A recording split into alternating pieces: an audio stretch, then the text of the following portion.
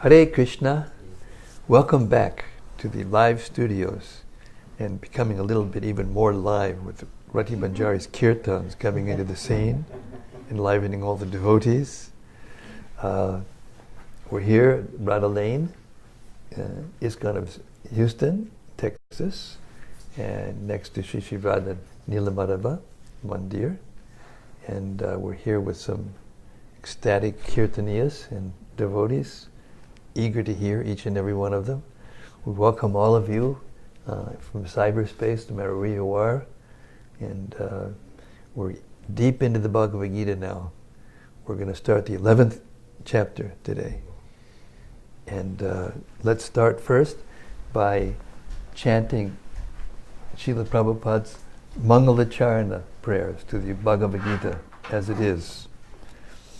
Om Ajnana Timirandasya Gyananjana Shalakaya Chakshurun Militam Jena Tasmai Sri Gurave Namaha Sri Chaitanya Mano Bhishtam Stapitam Jena Bhutale Swayam Rupa Gadamayam Dadati Sabadantikam.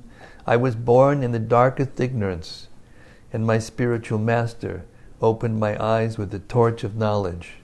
I offer my respectful obeisances unto him. When will Srila Rupa Goswami Prabhupada, who has established within this material world the mission to fulfill the desire of Lord Chaitanya, give me shelter under his lotus feet?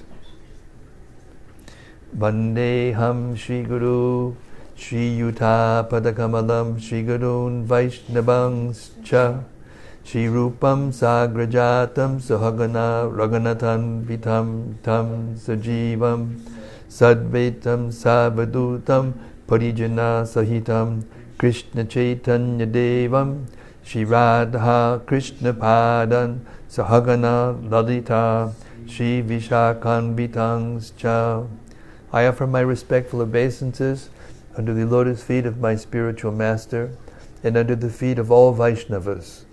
I offer my respectful obeisances under the lotus feet of Srila Rupa Goswami, along with his elder brother, Sanatan Goswami, as well as Raghunath Das, Raghunath Bhatta, Gopal Bhatta, and Srila Jiva Goswami. I offer my respectful obeisances to Lord Krishna Chaitanya and Lord Nityananda, along with the Dvaita Acharya, Gadadhar, Srivas, and other associates. I offer my respectful obeisances to Srimati Radharani and Sri Krishna, along with their associates, Sri Lalita and Vishaka. Hey Krishna Karuna Sindho, Dinabandho Jagatpate, Gopisha Gopika Kanta, Radha Kanta Namostute. O my dear Krishna, ocean of mercy, you are the friend of the distressed and source of creation. You are the master of the cowherd men and the lover of the gopis, especially Srimati Radharani. I offer my respectful obeisances unto you. Tapta Kanchana Gaurangi Radhe Vrindavaneshwari Vrishabhanu Sute Devi Pranamami Hari Priye. I offer my respects to Radharani, whose bodily complexion is like molten gold and who is the queen of Vrindavan. You are the daughter of King Vrishabhanu, and you are very dear to Lord Krishna. Mancha kalpatarubhyascha kripa sindhubhya evacha patitanam pavanebhyo vaishnavebhyo namo namaha. I offer my respectful obeisances unto all Vaishnavas, devotees of the Lord. They can fulfill the desires of everyone, just like desired trees, and they are full of compassion for the fallen souls. Shri Krishna Chaitanya Prabhu Nityananda Shri Advaita Gadadhar Shivasadi Gaura Bhakta Vrinda. I offer my obeisances to Shri Krishna Chaitanya Prabhu Nityananda Shri Advaita Gadadhar Srivasa and all others in the line of devotion. Hare Krishna, Krishna Krishna, Hare Hare, Hare Ramo, Rama Ramo, Hare Hare. Okay, So here we go. In the last chapter, after hearing the most confidential knowledge, the 9th chapter, Krishna gave the seed verses of the Bhagavad-gita. And Arjuna was so touched that he realized that Krishna was the supreme Brahman, the supreme abode, the supreme everything. And also he agreed to accept everything that he said. So at this point, Arjuna's completely surrendered. But still, for the benefit of all future devotees, we already heard in the 4th chapter that Arjuna is starting a new disciplic succession. The Bhagavad-gita is being reintroduced into human society as it is through Arjuna, because it appeared to be broken, as it does from time to time in this material world. Because the nature of time is to cause us to forget. And that's why we have to keep hearing for the rest of our lives, even the basics of Krishna consciousness. So now Arjuna is going to inquire from Krishna to show him the universal form. He doesn't need to see the universal form. He's already fixed. He's already a completely surrendered soul. And not only that, he's an eternal associate of Krishna and fully Krishna conscious. Such an intimate devotee. But still, he's going to ask him to show him the universal form. And because Sanjaya is sitting with Dhritarashtra, and by the grace of Vyasadev's mystic power, Sanjaya is able to see what's going on, and he's given the vision by Vyasadeva to see the universal form. So therefore he can explain what's happening in very vivid and wonderful terms. So this is a very intense chapter of the intimate section, the middle 6 chapters of the Bhagavad-gita. Okay, chapter 11, the universal form. Lord Krishna grants Arjuna divine vision and reveals his spectacular, unlimited form as the cosmic universe. Thus he conclusively establishes his divinity. Krishna explains that his own all-beautiful, human-like form is the original form of Godhead. One can perceive this form only by pure devotional service. Text 1. Arjuna uvacha mad anugrahaya paramam guyam adhyatma sangitam yat trayoktam bachastena moho yam bigato mama. Arjuna said, by my hearing the instructions you have kindly given me about these most confidential spiritual subjects, my illusion has now been dispelled. Purport. This chapter reveals Krishna as the cause of all causes. He is even the cause of Mahavishnu, from whom the material universes emanate. Krishna is not an incarnation. He is the source of all incarnations. That has been completely explained in the last chapter. Now, as far as Arjuna is concerned, he says that his illusion is over. This means that Arjuna no longer thinks of Krishna as a mere human being, as a friend of his, but as the source of everything. Arjuna is very enlightened and is glad that he has such a great friend as Krishna. But now he is thinking that although he may accept Krishna as the source of everything, others may not. So in order to establish Krishna's divinity for all, he is requesting Krishna in this chapter to show his universal form. Actually, when one sees the universal form of Krishna, one becomes frightened, like Arjuna.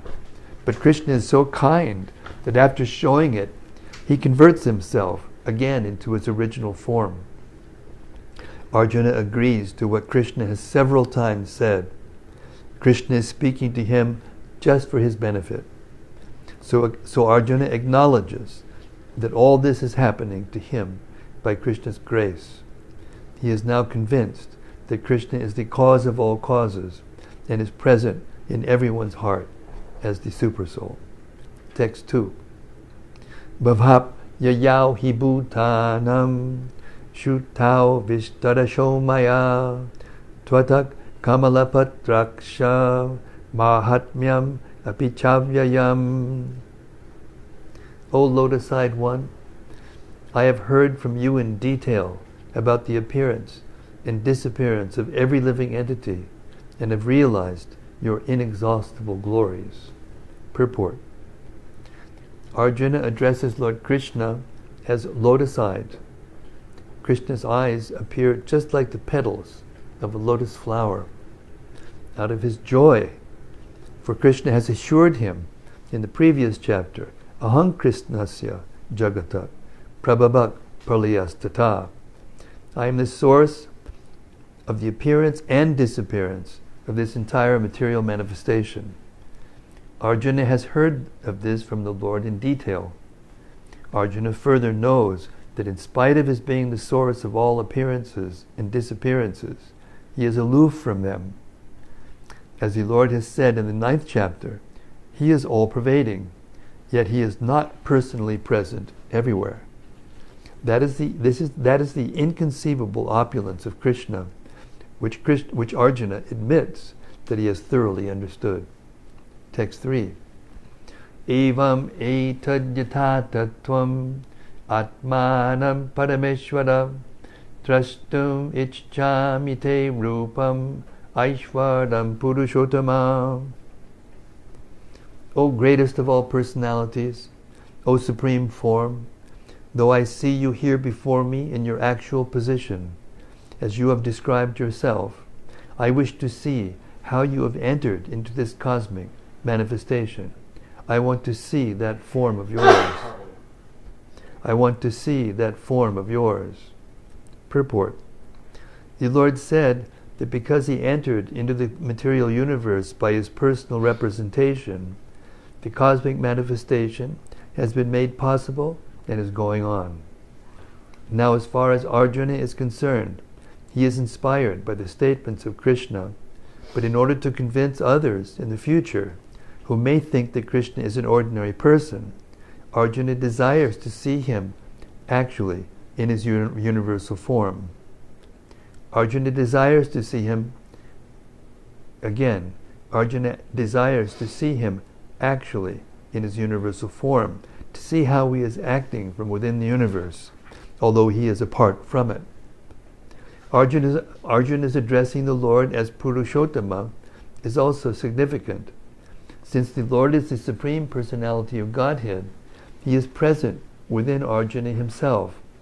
Therefore he knows the desire of Arjuna, and he can understand that Arjuna has no special desire to see him in his universal form, for Arjuna is completely satisfied to see him in his personal form of Krishna.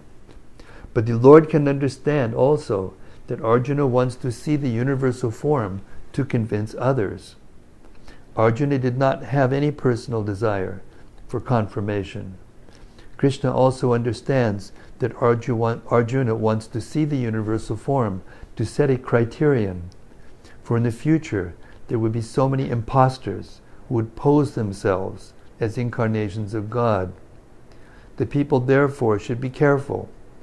One who claims to be Krishna should be prepared to show his universal form to confirm his claim to the people. Text 4. Manyase yadiyach chakyam maya drashtum iti prabho yogeshwara tato me tvam dashayat manamavyayam.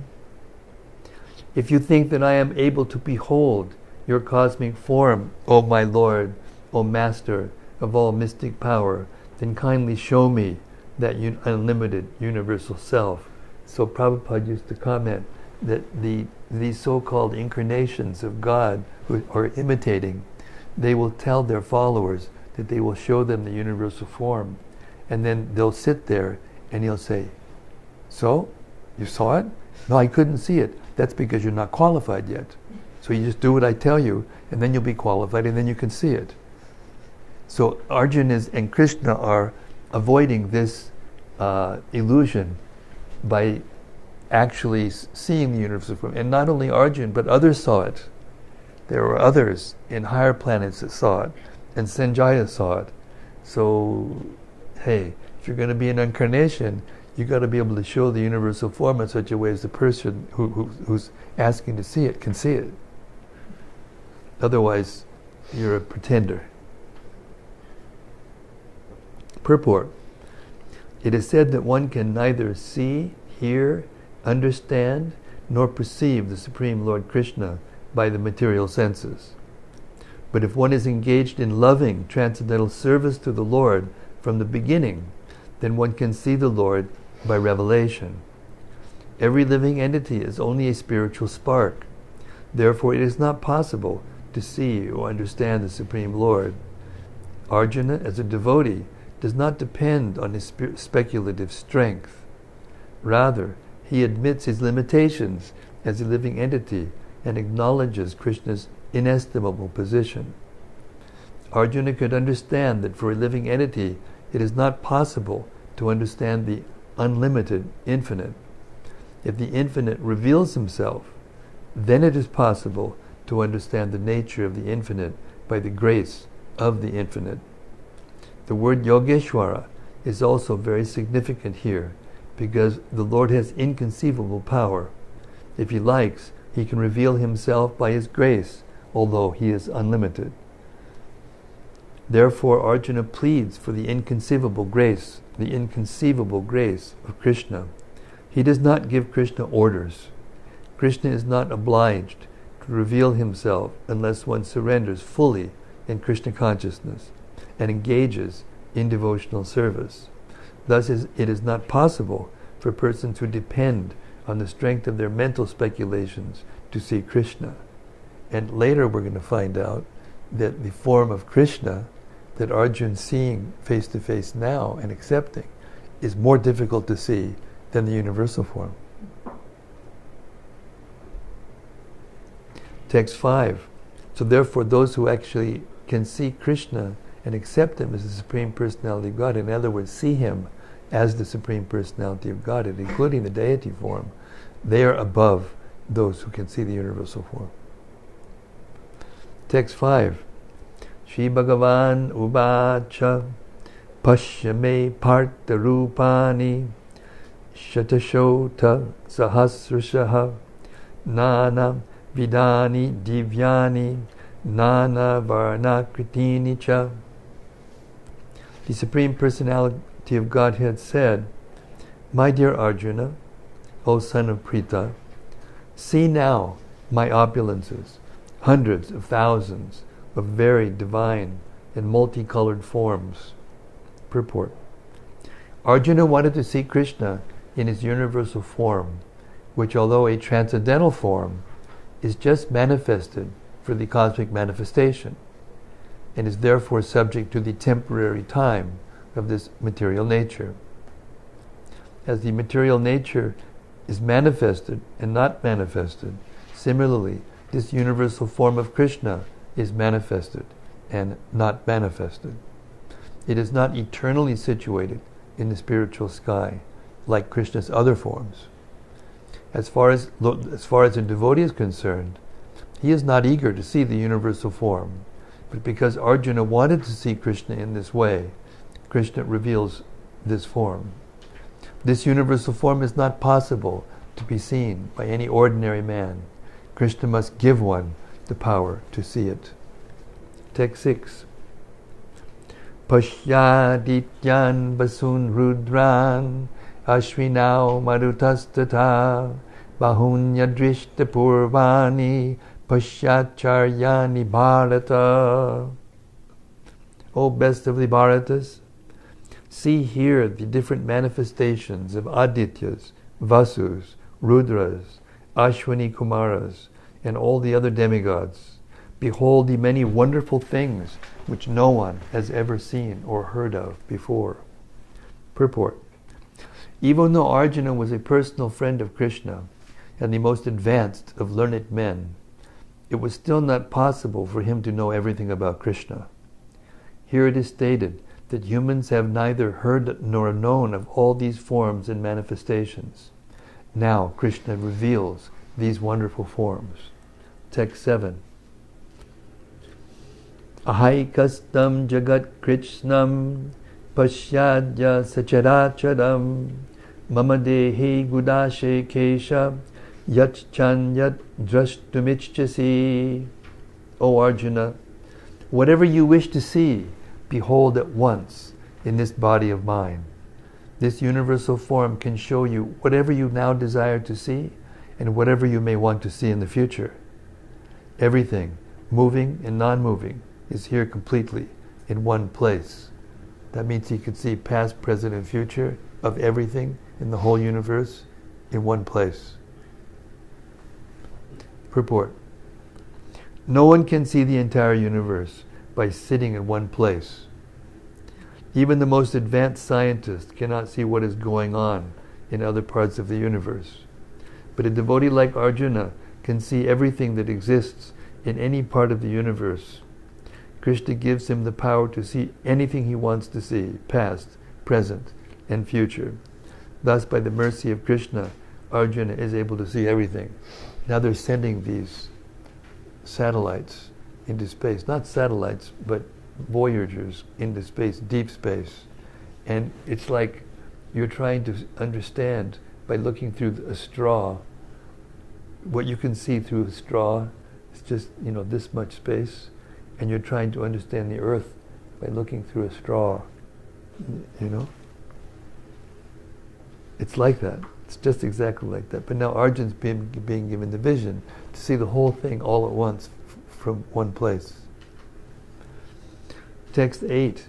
Natu mam shakshase drashtun anainaiva chachakshusha divyam dadami te chakshu pashyame yogamaishwaram. But you cannot see me with your present eyes. Therefore I give you divine eyes. Behold my mystic opulence. Purport. A pure devotee does not like to see Krishna in any form except his form with two hands. A devotee must see his universal form by his grace, not with the mind, but with spiritual eyes. To see the universal form of Krishna, Arjuna is told not to change his mind, but his vision.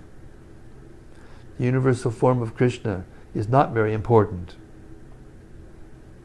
That will be clear in subsequent verses. Yet because Arjuna wanted to see it, the Lord gives him the particular vision required to see that universal form. Devotees who are correctly situated in the transcendental relationship with Krishna are attracted by loving features, not by a godless display of opulences. The playmates of Krishna, the friends of Krishna, and the parents of Krishna never want Krishna to show his opulences. They are so immersed in pure love that they do not even know that Krishna is the Supreme Personality of Godhead. In the loving exchange, they forget that Krishna is the Supreme Lord. In the Srimad Bhagavatam, it is stated that the boys who play with Krishna are all highly pious souls, and after many, many births, they are able to play with Krishna. Such boys do not know that Krishna is the Supreme Personality of Godhead. They take him as a personal friend. Therefore, Shukadeva Goswami recites this verse: Itam sitam brahmasukhanubhutya dasyam gatanam paradaivatena maya shritanam naradardakena sakam vijagru kritapunya punjaha. Here is the Supreme Person, who is considered the impersonal Brahman by great sages, the Supreme Personality of Godhead by devotees, and a product of material nature by ordinary men. Now these boys who have performed many, many pious activities in their past lives are playing with that Supreme Personality of Godhead.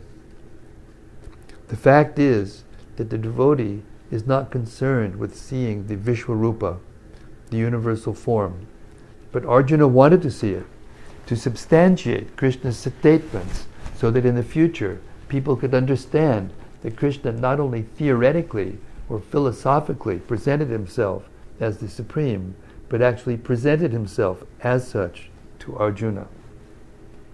Arjuna must confirm this, because Arjuna is the beginning of the parampara system, those who are actually interested in understanding the Supreme Personality of Godhead, Krishna, and who follow in the footsteps of Arjuna, should understand that Krishna not only theoretically presented himself as the Supreme, but actually revealed himself as the Supreme.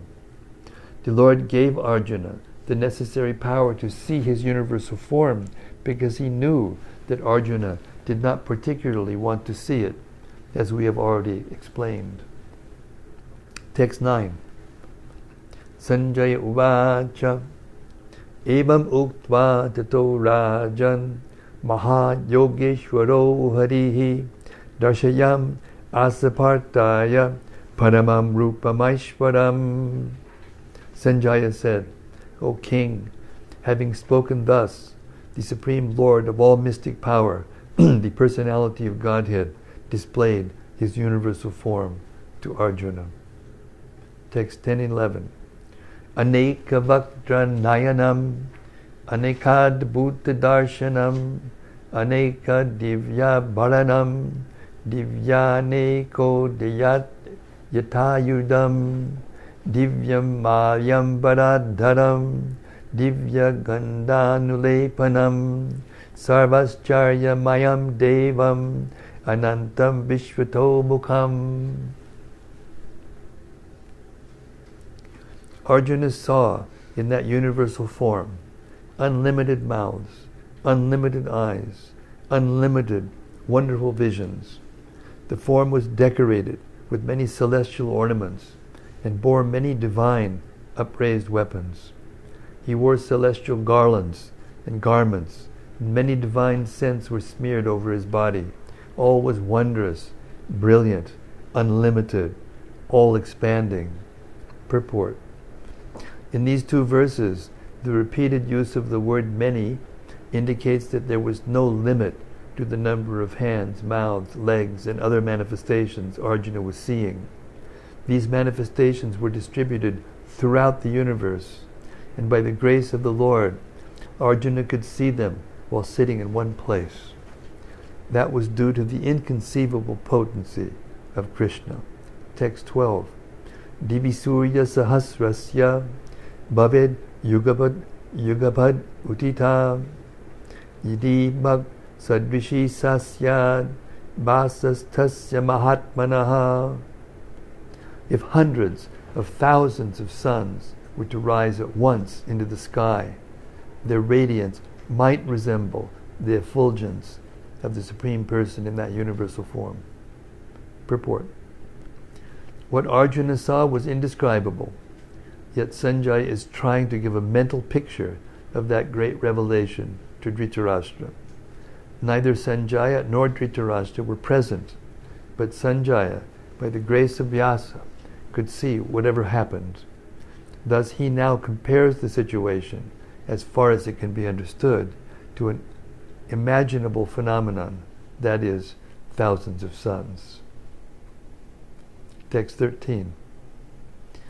Tatraikastam jagat kritsnam prabhibhaktam anekadha apashyad devadevasya sharire pandavastada.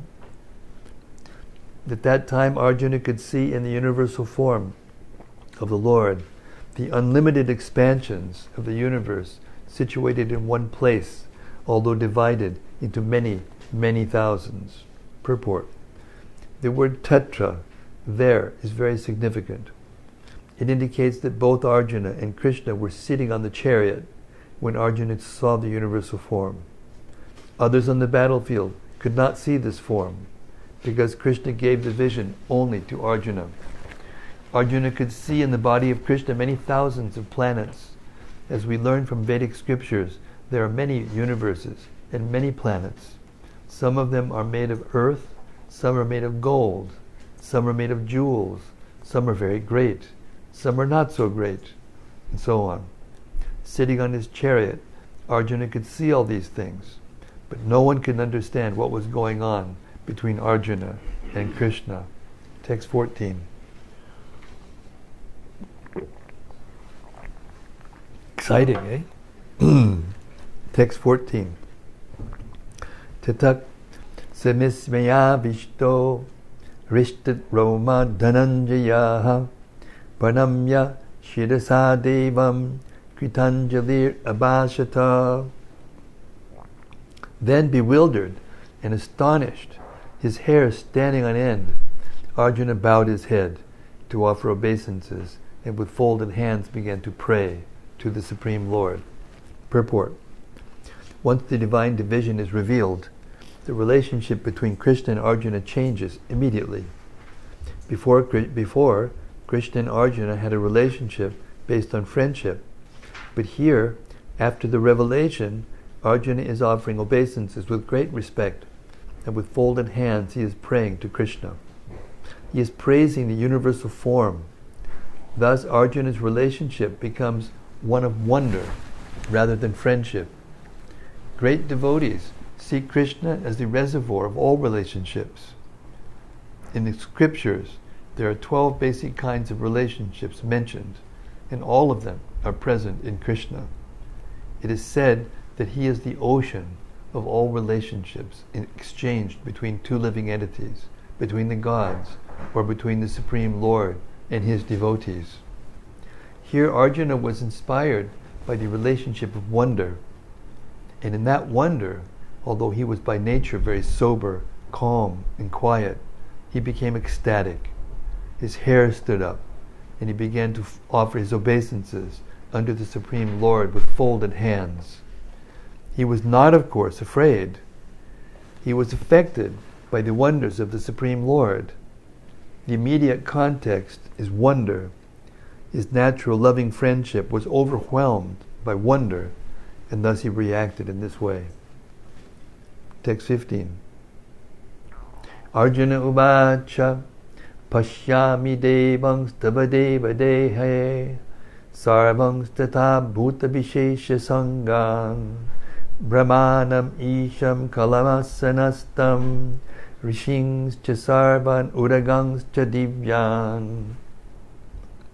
Arjuna said, "My dear Lord Krishna, I see assembled in your body all the demigods and various other living entities. I see Brahma sitting on the lotus flower, as well as Lord Shiva and all the sages and divine serpents." Purport. Arjuna sees everything in the universe. Therefore he sees Brahma, who is the first creature in the universe, and the celestial serpent upon which the Garbhodakashayi Vishnu lies in the lower regions of the universe. This snake bed is called Vasuki. There are other snakes known as Vasuki.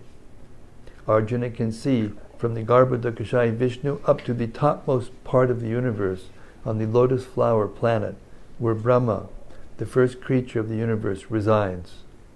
That means that from the beginning to the end, everything could be seen by Arjuna, who was sitting in one place on his chariot.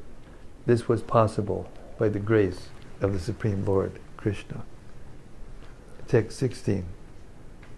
Aneka bahu darabak dranetram pashyami tvam sarvato nantarupam nantam namadyam napunastavadim pashyami vishveshwara vishwarupa. O Lord of the universe, O universal form, I see in your body many, many arms, bellies, mouths, and eyes, expanded everywhere, without limit. I see in you no end, no middle, no beginning. Purport. Krishna is the Supreme Personality of Godhead and is unlimited.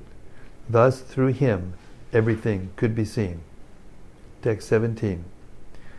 Kiritinam gadidam chakrinam cha tejo rashim sarvato diptimantam pashyami tvam durniniksham samantad diptana larka jutimaprameyam. Your form is difficult to see because of its glaring effulgence, spreading on all sides, like blazing fire, or the immeasurable radiance of the sun. Yet I see this glowing form everywhere, adorned with various crowns, clubs, and discs. Text 18. Tvam aksharam paramam viditavyam, tvam asya vishvasya param nidanam, tvam avyayak shasvata dharma gopta, sanatanas tvam purusho mato me. You are the supreme primal objective. You are the ultimate resting place of all this universe. You are inexhaustible, and you are the oldest. You are the maintainer of the eternal religion, the personality of Godhead. This is my opinion. Text 19. Anadi madhyantam ananta biryam, ananta bahum shashisurya netram, pashyami tvam dipti hutasya bhaktram, tvatejasa vishwamidam tepantam. You are without origin, middle, or end. Your glory is unlimited. You have numberless arms, and the sun and moon are your eyes. I see you with blazing fire coming forth from your mouth, burning this entire universe by your own radiance. Purport. There is no limit to the extent of the 6 opulences of the Supreme Personality of Godhead. Here, and in many other places, there is repetition, but according to the scriptures, repetition of the glories of Krishna is not a literary weakness. It is said that at a time of bewilderment or wonder or of great ecstasy, statements are repeated over and over. That is not a flaw. Even in ordinary life, somebody will see something wonderfully. Oh, how wonderful, how wonderful, how wonderful. Or something ghastly. Oh my God, oh my God. Text 20. Dvau a pritibyor idam anantaram hi vyaptam tvayai kena dishas chasarvaha dristvad bhutam rupamugam ugram tabedam lokatrayam pravititam mahatmam. Although you are one, you spread throughout the sky and the planets and all space in between. O Great One, seeing this wondrous and terrible form, all the planetary systems are perturbed. Purport. Dvau a pritavyor, the space between heaven and earth, and lokatrayam, the 3 worlds, are significant words in this verse, because it appears that not only did Arjuna see this universal form of your Lord, but others in other planetary systems saw it also. Arjuna's seeing of the universal form was not a dream. All whom the Lord endowed with divine vision saw that universal form on the battlefield. Text 21. Amihi tvam surasanga vishanti kechit bitak pranjalayo grinanti swastit yuktva maharshi siddhasangaha stubanti tvam stutibi pushkalabihi. All the hosts of demigods are surrendering before you and entering into you. Some of them, very much afraid, are offering prayers with folded hands. Hosts of great sages and perfected beings crying, all peace, are praying to you by singing the Vedic hymns. Purport. The demigods in all the planetary systems feared the terrific manifestation of the universal form and its glaring effulgence, and so prayed for protection. Text 22.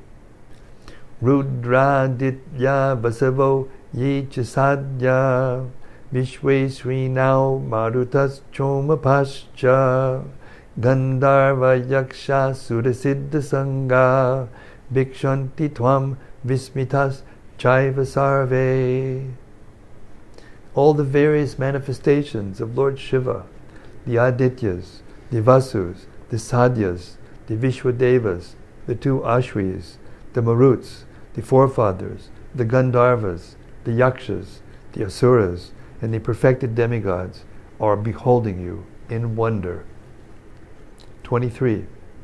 Rupam mahate bahubhakta netram mahabaho bahubahurapadam bahudadam bahudangstrakaralam drishtva loka pravyatitas tataham.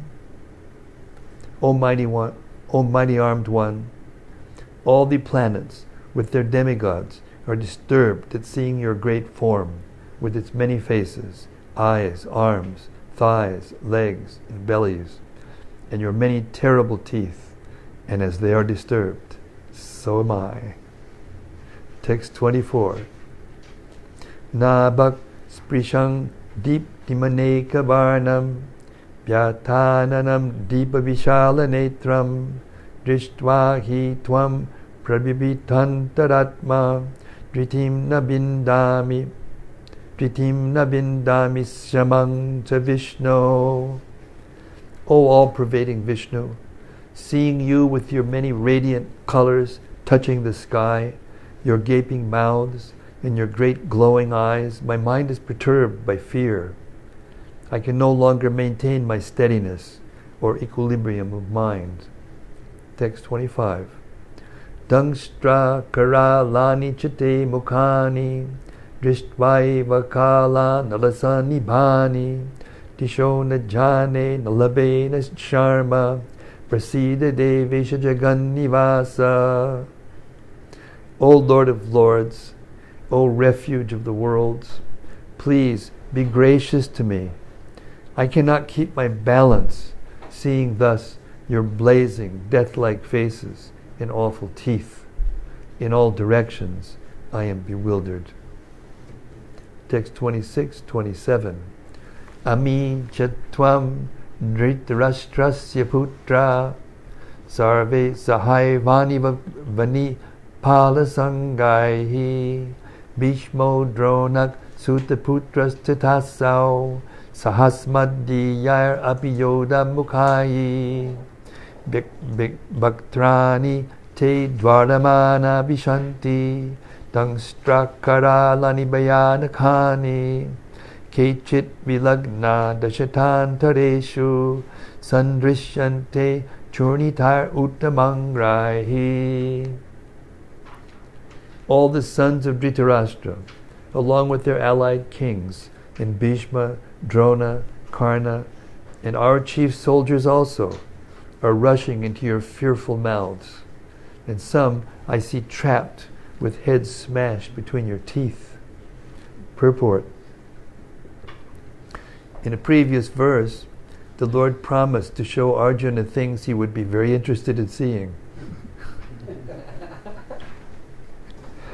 Now Arjuna sees that the leaders of the opposite party, Bhishma, Drona, Karna, and all the sons of Dhritarashtra, and their soldiers, and Arjuna's own soldiers, are all being annihilated. This is an indication that after the death of nearly all the persons assembled at Kurukshetra, Arjuna will emerge victorious. It is also mentioned here that Bhishma, who is supposed to be unconquerable, will also be smashed. So also Karna. Not only will the great warriors of the other party like Bhishma be smashed, but some of the great warriors of Arjuna's side also. Text 28. Yata nadinam bahavom pubega samudrameva bimukat drabanti tatatavami naralokabira Vishanti Bhaktran Yabidvidvalanti. As the many waves of the rivers flow into the ocean, so do all these great warriors enter into your blazing mouths. Text 29. Yatha pradiptam jwalanam pratanga Vishanti nashaya samriddha begaha Tataiva nashaya vishanti lokas Tavapi Vaktrani Simriddha Begaha. I see all people rushing full speed into your mouths as moths dash to destruction in a blazing fire. Text 30.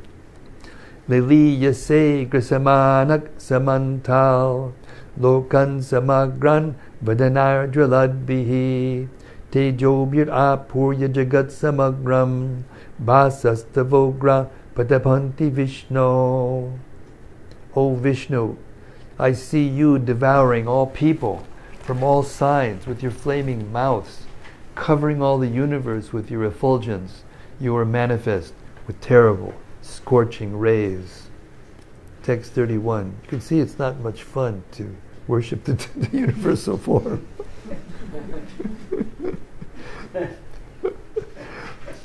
Akya hime ko baban ugraka rupo namostu te devavada prasida vigyatum ichchami babantam adyam nahi prajanami tava pravitim.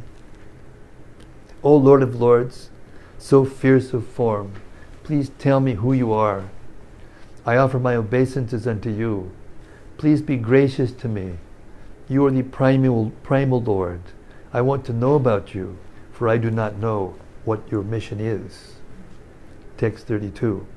Shri Bhagavan Uvacha Kalos mi lokakasya Kalos mi lokachaya krit pravido Lokan samahartamiva pravitaha Rite pitvam ta bhavishanti sarve Ye vashtitak pratyanikeshu yodaha. The Supreme Personality of Godhead said, Time I am, the great destroyer of the worlds, and I have come here to destroy all people. With the exception of you, the Pandavas, all the soldiers here on both sides will be slain. Purport. Although Arjuna knew that Krishna was his friend and the Supreme Personality of Godhead, he was puzzled by the various forms exhibited by Krishna. Therefore he asked further about the actual mission of this devastating force. It is written in the Vedas that the Supreme Truth destroys everything, even the Brahmanas. As stated in the Katha Upanishad, Yasya Brahma cha chatram cha ube bhavadit odanaha mrityur yasyo pasechanam kaita vedayatrasaha. Eventually, all the Brahmanas, Kshatriyas, and everyone else are devoured like a meal by the Supreme. This form of the Supreme Lord is the all-devouring giant, and here Krishna presents himself in that form of all-devouring time. Except for a few Pandavas, everyone who was present on that battlefield would be devoured by him. Arjuna was not in favor of the fight, and he thought it was better not to fight. Then there would be no frustration. In reply, the Lord is saying that even if he did not fight, every one of them would be destroyed, for that was his plan. If Arjuna stopped fighting, they would die in another way. Death could not be checked, even if he did not fight. In fact, they were already dead. Time is... Oh my gosh, what happened?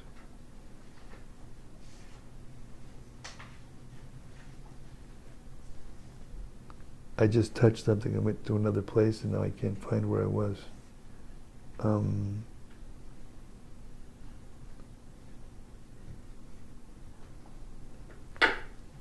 What verse am I on? 1132. The universal form just swept me away.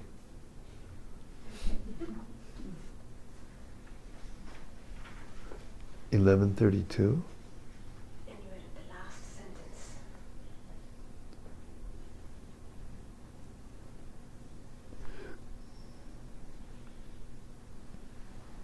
Oh, 1132.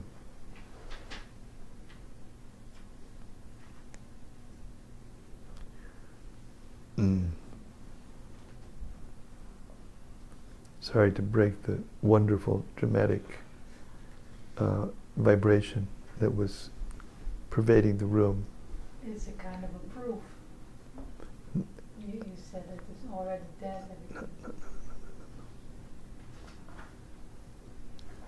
I'll start with 32. Shri Bhagavan Uvacha Kalosmi Lokachayas Krit Bravido Lokan Sama Hartamiha Pravitaha Rite Pitwam Na Bhavishanti Sarve Ye Vastitak Pratyani Keshu Yodaha. The Supreme Personality of Godhead said, Time I am, the great destroyer of the worlds. I have come here to destroy all people. With the exception of you, the Pandavas, all the soldiers here on both sides will be slain. Purport. Although Arjuna knew that Krishna was his friend and the Supreme Personality of Godhead, he was puzzled by the various forms exhibited by Krishna. Therefore he asked further about the actual mission of this devastating force.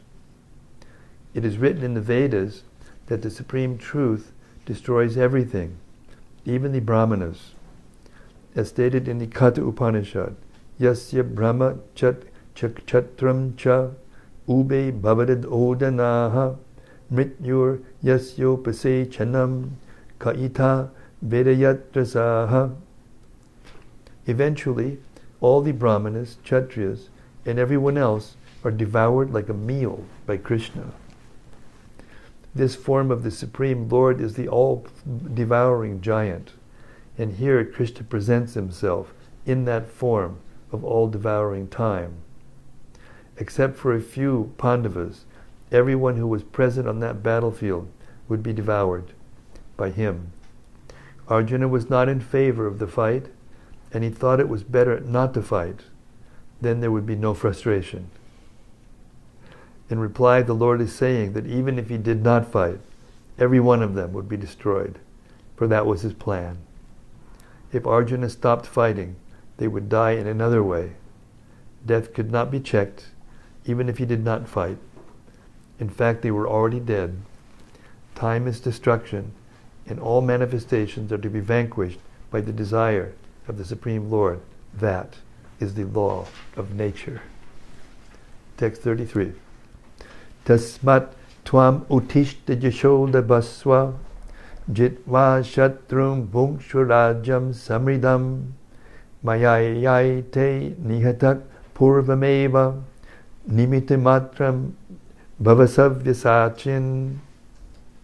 Therefore get up, prepare to fight and win glory. Conquer your enemies and enjoy a flourishing kingdom. They are already put to death by my arrangement, and you, O Savyasachi, can be but an instrument in the fight. Purport. Savyasachin refers to one who can shoot arrows very expertly in the field. Thus Arjuna is addressed as an expert warrior capable of delivering arrows to kill his enemies. Just become an instrument. Nimitta matram. This world is also very significant. The whole world is moving according to the plan of the Supreme Personality of Godhead. Foolish persons who do not have sufficient knowledge think that nature is moving without a plan, and all manifestations are but accidental formations. There are so many so-called scientists who suggest that perhaps it was like this, or maybe like that. But there is no question of perhaps and maybe. There is a specific plan being carried out in this material world. What is this plan? This cosmic manifestation is a chance for the conditioned souls to go back to Godhead, which makes them try to lord it over material nature. This cosmic manifestation is a chance for the conditioned souls to go back to Godhead, back to home. As long as they have the domineering mentality, which makes them try to lord it over material nature, they are conditioned.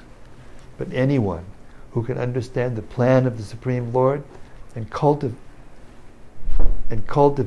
Krishna consciousness is most intelligent.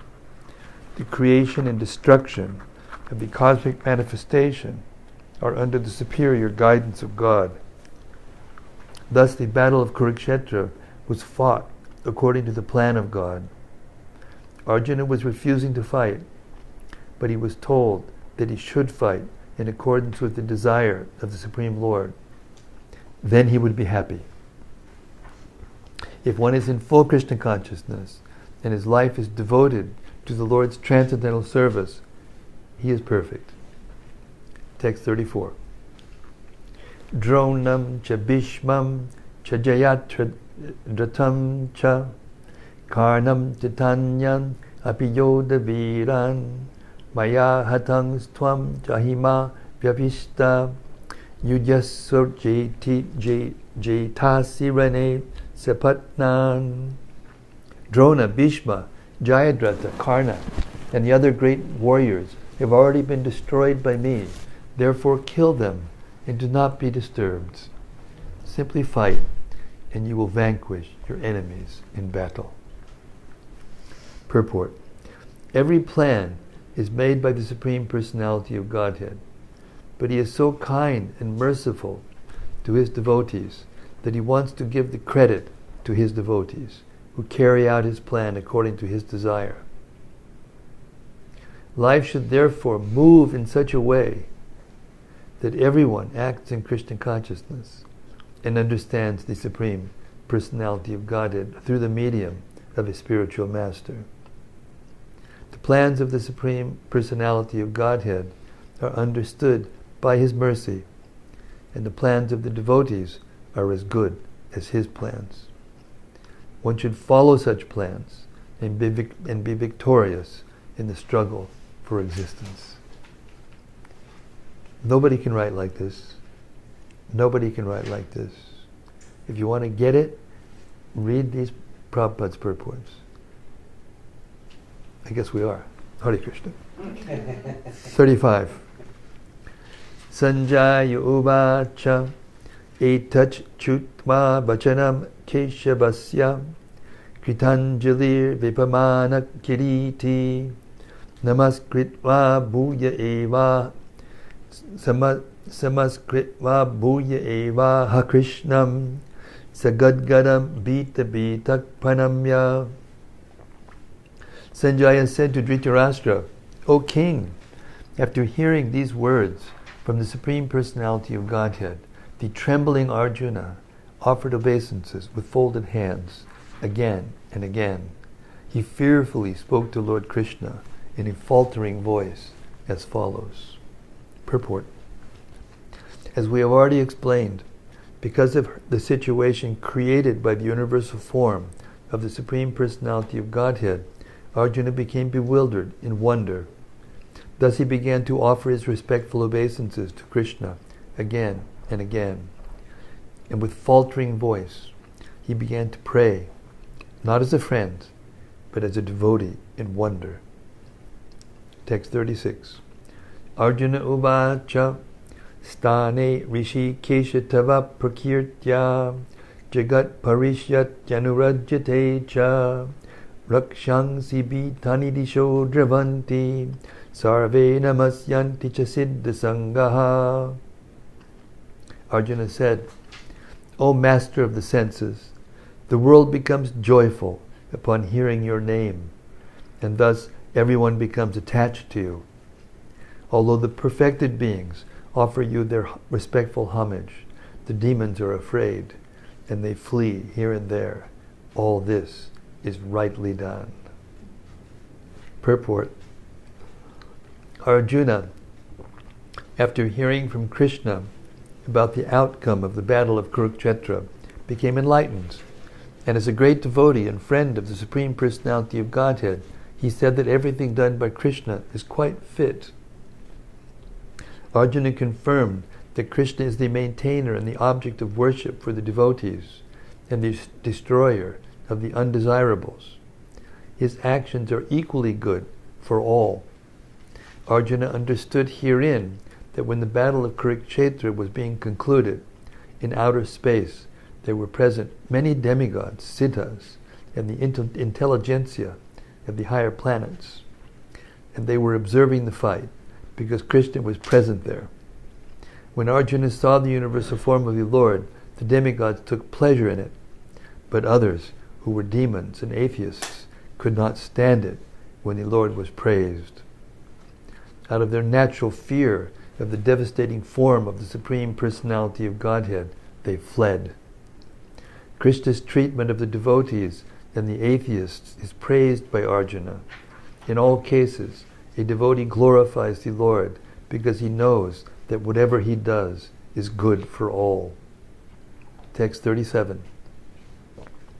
Kasmach chate na nimiran mahatmam gadiyase brahmanopyadi kartre ananta devesha jagan nivasa tvam akshadam sadasat tat padam yat. O Great One, greater than even Brahma, you are the original creator. Why then should they not offer their respectful obeisances unto you? O limitless One, God of gods, refuge of the universe, you are the invincible source, the cause of all causes, transcendental to this material manifestation. Purport. By this offering of obeisances, Arjuna indicates that Krishna is worshipable by everyone. He is all-pervading, and he is the soul of every soul. Arjuna is addressing Krishna as Mahatma, which means that he is most magnanimous and unlimited. Ananta indicates that there is nothing which is not covered by the influence and energy of the Supreme Lord. And Devesha means that he is the controller of all demigods and is above them all. He is the shelter of the whole universe. Arjuna also thought that it was fitting that all the perfect living entities and powerful demigods offered their respectful obeisances unto him, because no one is greater than him. Arjuna especially mentions that Krishna is greater than Brahma because Brahma is created by him. Brahma is born out of the lotus stem grown from the navel abdomen of Garbhodakashayi Vishnu. What the heck? Same thing. I don't know what I just touched. I didn't do anything. What, where am I? What verse? You're on 37. 37. Just after the middle of the book.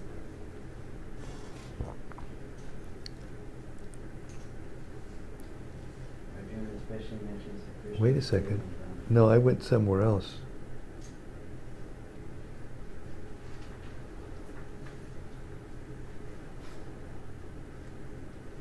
Yeah, this is right. I mean, this is so wonderful that I'm becoming bewildered. And I'm floating around the universe here, going from one place to another. Are you sure it's 37? Yes. I'll take your word for it. You all have divine vision, and I'm just floating around here somewhere, trying to find out where I am. Okay, 37. No, we didn't finish 36. 37. Huh? Middle of the program. Well, no, we didn't say Ishvara Parama Krishna. Chapter 11. Yeah, I hope so. Bhagavad-gita. No, I'm in Srimad Bhagavatam. See? I'm in Srimad Bhagavatam 11.5.36. Maybe it's a song. This is mystic. This is mystic power, and I didn't push anything.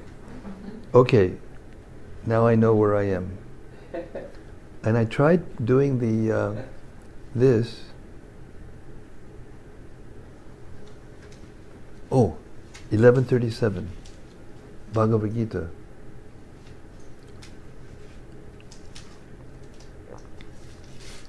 Arjuna also thought that it was fitting that all the perfect living entities and powerful demigods offered their respectful obeisances unto him, because no one is greater than him. Arjuna especially mentions that Krishna is greater than Brahma because Brahma is created by him. Brahma is born out of the lotus stem growing from the navel abdomen of Garbhodakashayi Vishnu, who is Krishna's plenary expansion. Therefore, Brahma and Lord Shiva, who were born of Brahma, and all other demigods must offer their respectful obeisances.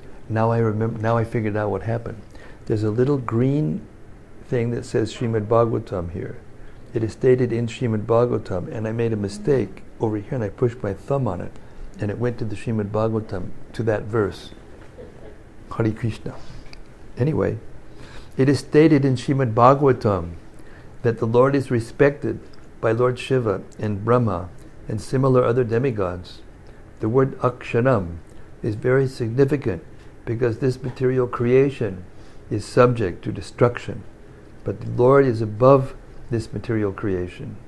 He is the cause of all causes. And being so, he is superior to all the conditioned souls within this material nature, as well as the material cosmic manifestation itself. He is therefore the all-great supreme. Text 38. Tvam adi devak purushak puranas tvam asya vishwasya param nidanam vitasi vejam chaparam chadama tvaya tatam vishwamananta rupa. You are the original personality of Godhead, the oldest, the ultimate sanctuary of this manifested cosmic world. You are the knower of everything, and you are all that is knowable. You are the supreme refuge above the material modes, O limitless form. This whole cosmic manifestation is pervaded by you. Purport. Everything is resting on the Supreme Personality of Godhead.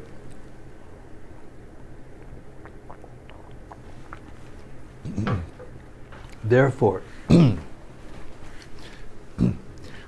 he is the ultimate rest. Nidanam means that everything, even the Brahman effulgence, rests on the Supreme Personality of Godhead, Krishna.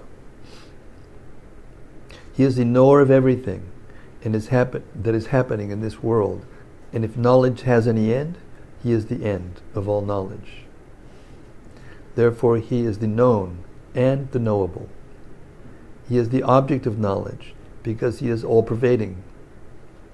Because he is the cause in the spiritual world. He is transcendental. He is also the chief personality in the transcendental world. Text 39. Vayur yamognir varunak shashanka prajapatis tvam paritam mahascha namo namaste stu sahasra kritva punascha bhuyo pibano namaste. You are air. You are the supreme controller. You are fire. You are water. You are the moon. You are Brahma, the first living creature, and you are the great-grandfather. I therefore offer my respectful obeisances unto you 1,000 times, and again, and yet again. Purport. The Lord is addressed here as air, because the air is the most important representation of all the demigods, being all-pervasive. Arjuna also addresses Krishna as the great-grandfather, because he is the father of Brahma, the first living creature in the universe. Text 40. Namak purastat ataprishthataste namostute sarvata eva sarva ananta viryam mitavikramastvam sarvam samaposhni itatosi sarvaha. Obeisances to you from the front, from behind, and from all sides, O unbounded power. You are the master of limitless might. You are all-pervading, and thus you are everything. Purport. Out of loving ecstasy for Krishna, his friend Arjuna is offering his respects from all sides.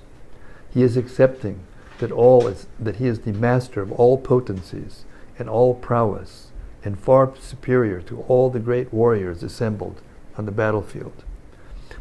It is said in the Vishnu Purana, Yo yam taba gato deva samipam devata ganaha nat satvam eva jagat shrasta tatak sarvagato bhavan. Whoever comes before you, even if he be a demigod, is created by you, O Supreme Personality of Godhead. Text 41, 42. Saketi matva prasabam yaduktam. Hey Krishna, hey Yadava, hey Saketi. Ajanata mahimanam tabedam. Maya pramadat pranayena vapi. Yatcha vahasartamasat kritosi. Vihara shavya sanabhojaneshu. Eko tavapyachuta tat samaksham. Tat jmaye tvam tat chamaye tvam aham aprameyam. Thinking of you as my friend, I have rashly addressed you as O Krishna, O Yadava, O my friend, not knowing your glories. Please forgive whatever I may have done in madness or in love. I have dishonored you many times, jesting as we relaxed, lay on the same bed or sat or ate together, sometimes alone and sometimes in front of many friends. O infallible one, please excuse me for all these offenses. Purport. Although Krishna is manifested before Arjuna in his universal form, Arjuna remembers his friendly relationship with Krishna and is therefore asking pardon and requesting Krishna to excuse him for the many informal gestures which arise out of friendship. He is admitting that formerly he did not know that Krishna could assume such a universal form, although Krishna explained it as his intimate friend. Arjuna did not know how many times he may have dishonored Krishna by addressing him, O my friend, O Krishna, O Yadava, and so on, without acknowledging his opulence. But Krishna is so kind and merciful that in spite of such opulence, he played with Arjuna as a friend. Such is the transcendental loving reciprocation between the devotee and the Lord. The relationship between the living entity and Krishna is fixed eternally. It cannot be forgotten, as we can see from the behavior of Arjuna. Although Arjuna has seen the opulence in the universal form, he cannot forget his friendly relationship with Krishna. Text 43. Pitasi lokasya chadachadasya tvam asya pujas chagurur griyan natvatsamos yabyatika krutonyao lokatraye pyaparitam loketraye prapitima bhavava. You are the father of this complete cosmic manifestation. I got to say that again because I didn't say it exactly right. Pitasi lokasya chadasya tvam asya pujas chagarur gariyan natvat samo stabdadika kutonya lokatraye pratima prabhava. You are the father of this complete cosmic manifestation, of the moving and the non-moving. You are its worshipable chief, the supreme spiritual master. No one is equal to you, nor can anyone be one with you. How then could there be anyone greater than you within the three worlds, O Lord of immeasurable power? Purport. The Supreme Personality of Godhead, Krishna, is worshipable as a father is worshipable as a father is worshipable for his son. He is the spiritual master because he originally gave the Vedic instructions to Brahma, and presently he is also instructing Bhagavad-gita to Arjuna. Therefore he is the original spiritual master. Any bona fide spiritual master at the present moment must be a descendant in the line of disciplic succession stemming from Krishna. Without being a representative of Krishna, one cannot become a teacher or spiritual master of transcendental subject matter. The Lord is being paid obeisances in all respects. He is of immeasurable greatness. No one can be greater than the Supreme Personality of Godhead Krishna, because no one is equal to or higher than Krishna within any manifestation, spiritual or material. Everyone is below him. No one can excel him. This is stated in the Shvetashvatara Upanishad. Natasya karyam karnanam jabidyate natat samascha vyadikash chadrishyate. The Supreme Lord Krishna has senses and a body like the ordinary man, but for him there is no difference between his senses, his body, his mind, and himself. Foolish persons who do not perfectly know him say that Krishna is different from his soul, mind, heart, and everything else. Krishna is absolute, therefore his activities and potencies are supreme. It is also stated that although he does not have senses like ours, he can perform all sensory activities. Therefore, his senses are neither imperfect nor limited. No one can be greater than him, no one can be equal to him, and everyone is lower than him. The knowledge, strength, and activities of the Supreme Personality are all transcendental, as stated in Bhagavad-gita. Janma karma chame divyam evam yo viditat pataha tyaktva deham punar janma naitimam iti sorjana. Whoever knows Krishna's transcendental body, activities, and perfection, after quitting his body, returns to him and doesn't come back again to this miserable world. Therefore, one should know that Krishna's activities are different from others.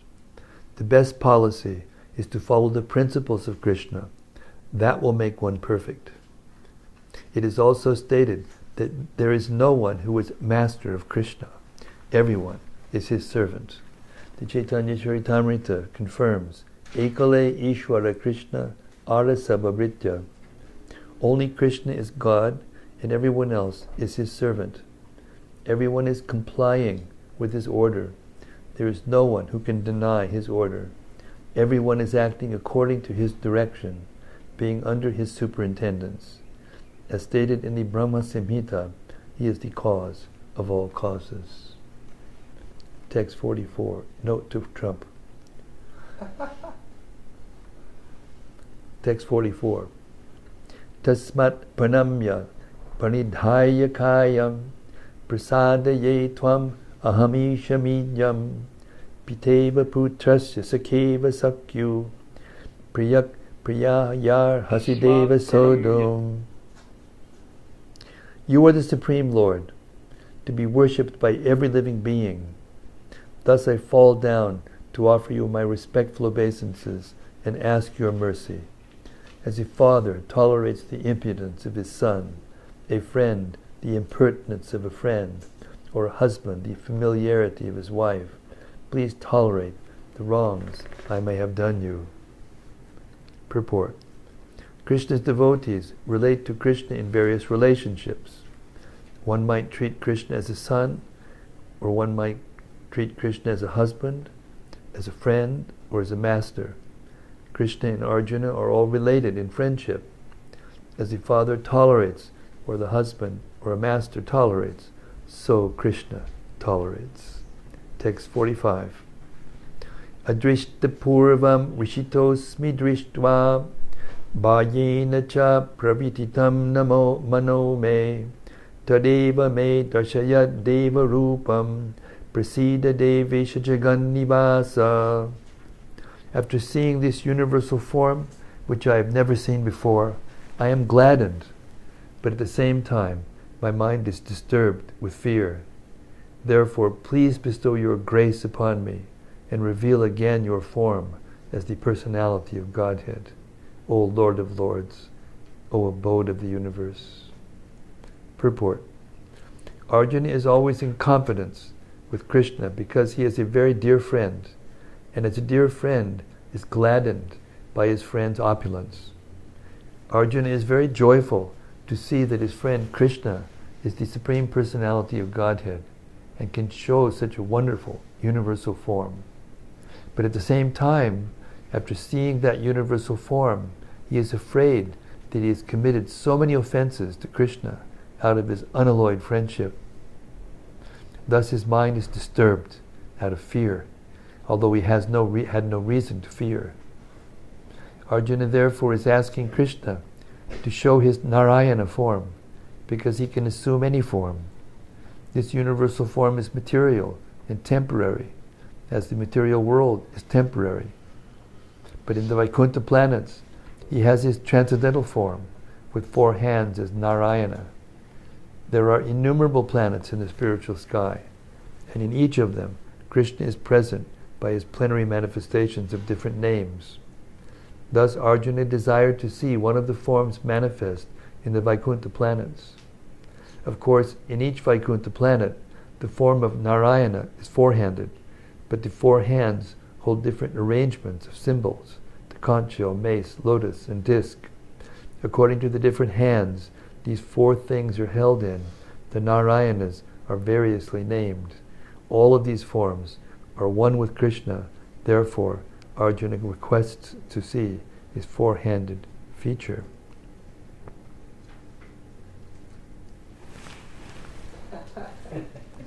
Pretty hard to stop. Text 46. Kriti ninam gadidam chakrahastam ichchami tvam drashtumaham titaiva tenaiva rupena chatur bhujena sahasrabaho bhavavishwamurte. O universal form, O 1,000-armed Lord, I wish to see you in your 4-armed form, with helmeted head, and with club, wheel, conch, and lotus flower in your hands. I long to see you in that form. Purport. In the Brahma Samhita, it is stated, Ramadi Murti Shukala Niyamena Tishtan. The Lord is eternally situated in hundreds and thousands of forms, and the main forms are those like Rama, Nishinga, Narayana, and so on. There are innumerable forms, but Arjuna knew that Krishna is the original personality of Godhead, assuming his temporary, universal form. He is now asking to see the form of Narayana, a spiritual form. This verse establishes without any doubt the statement of the Srimad Bhagavatam that Krishna is the original personality of Godhead, and all of the features originate from him. He is not different from his plenary expansions, and he is God in any of his innumerable forms. In all of these forms, he is fresh, like a young man. That is the constant feature of the Supreme Personality of Godhead. One who knows Krishna becomes free at once from all contamination of the material world. 47. Shri Bhagavan Uvacha Maya Prasenena Tivarjunedam Rupam Padam Darshitam Atmayogat Tejo Mayam Vishwamananta Adyam Yanme Tvad Anyena Nadrishta Purvam. The Supreme Personality of Godhead said, My dear Arjuna, happily have I shown you by my internal potency this supreme universal form within the material world. No one before you has ever seen this primal form, unlimited and full of glaring effulgence. Purport. Arjuna wanted to see the universal form of the Supreme Lord.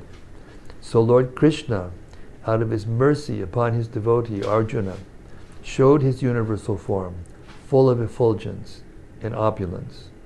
This form was glaring like the sun, and its many faces were rapidly changing.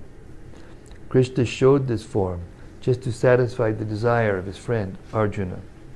This form was manifested by Krishna through his internal potency, which is inconceivable by human speculation. No one had seen this universal form of Lord before Arjuna, but because the form was shown to Arjuna, other devotees in the heavenly planets and in other planets in outer space could also see it. They had not seen it before, but because of Arjuna, they were also able to see it. In other words, all the disciplic devotees of the Lord could see the universal form which was shown to Arjuna by the mercy of Krishna. Someone has commented that this form was shown to Duryodhana also when Krishna went to Duryodhana to negotiate for peace. Unfortunately, Duryodhana did not accept the peace offer, but at that time Krishna manifested some of his universal forms. But those forms are different from this one shown to Arjuna. It is clearly said that no one had ever seen this form before. Text 48. Naveda yagya jananayar nadanayar nachakriyabir natapobir ugrahi evam rupak shakya aham rinoke drastum tvad anyena kudu prabira. O best of the cruel warriors, no one before you has ever seen this universal form of mine, for neither by studying the Vedas, nor by performing sacrifices, nor by charity, nor by pious activities, nor by severe penances can I be seen in this form in the material world. Purport. The divine vision in this connection should be clearly understood. Who can have divine vision? Who can have divine vision? Divine means godly. Unless one attains the status of divinity as a demigod, he cannot have divine vision. And what is a demigod? It is stated in the Vedic scriptures that those who are devotees of Lord Vishnu are demigods. Vishnu Bhakta Smrita Devaha. Those who are atheistic, that is, who do not believe in Vishnu, or who recognize only the impersonal part of Krishna as the supreme, cannot have the divine vision. It is not possible to decry Krishna and at the same time have the divine vision. One cannot have the divine vision without becoming divine. In other words, those who have divine vision can also see, like Arjuna. The Bhagavad-gita gives the description of the universal form. Although this description was unknown to everyone before Arjuna, now one can have some idea of the Vishvarupa after this incident. Those who are actually divine can see the universal form of the Lord, but one cannot be divine without being a pure devotee of Krishna. The devotees, however, who are actually in the divine nature and who have divine vision are not very much interested in seeing the universal form of the Lord. As described in the previous verse, Arjuna desired to see the four-handed form of Lord Krishna as Vishnu, and he was actually afraid of the universal form. In this verse, there are some significant words, just like Veda Yagya Dhyayanahi, which refers to studying Vedic literature and the subject matter of sacrificial regulations. Veda refers to all kinds of Vedic literature, such as the four Vedas, Rik, Yajur, Sama, and Atharva, and the 18 Puranas, the Upanishads, and the Vedanta Sutra. One can study these at home or anywhere else. Similarly, there are sutras, Kalpa Sutras and Mimamsa Sutras, for studying the method of sacrifice. Danahi refers to charity, which is offered to a suitable party, such as those who are engaged in the transcendental loving service of the Lord, the Brahmanas and the Vaishnavas. Similarly, pious activities refers to the Agnihotra and the prescribed duties of different castes, and the voluntary acceptance of some bodily pains is called tapasya. So one can perform all these, can accept bodily penances, give charity, study the Vedas, and so on. But unless he is a devotee like Arjuna, it is not possible to see that universal form. Those who are impersonalists are also imagining that they are seeing the universal form of the Lord. But from Bhagavad-gita we understand that the impersonalists are not devotees. Therefore, they are unable to see the universal form of the Lord. There are many persons who create incarnations. They falsely claim an ordinary human to be an incarnation, but this is all foolishness. We should follow the principles of Bhagavad-gita. Otherwise, there is no possibility of attaining perfect spiritual knowledge. Although Bhagavad-gita is considered the preliminary study of the science of God, still it is so perfect that it enables one to distinguish what is what. The followers of a pseudo-incarnation may say that they have also seen the transcendental incarnation of God, the universal form, but that is unacceptable, because it is clearly stated here that unless one becomes a devotee of Krishna, one cannot see the universal form of God. So one first of all has to become a pure devotee of Krishna. Then he can claim that he can show the universal form of what he has seen.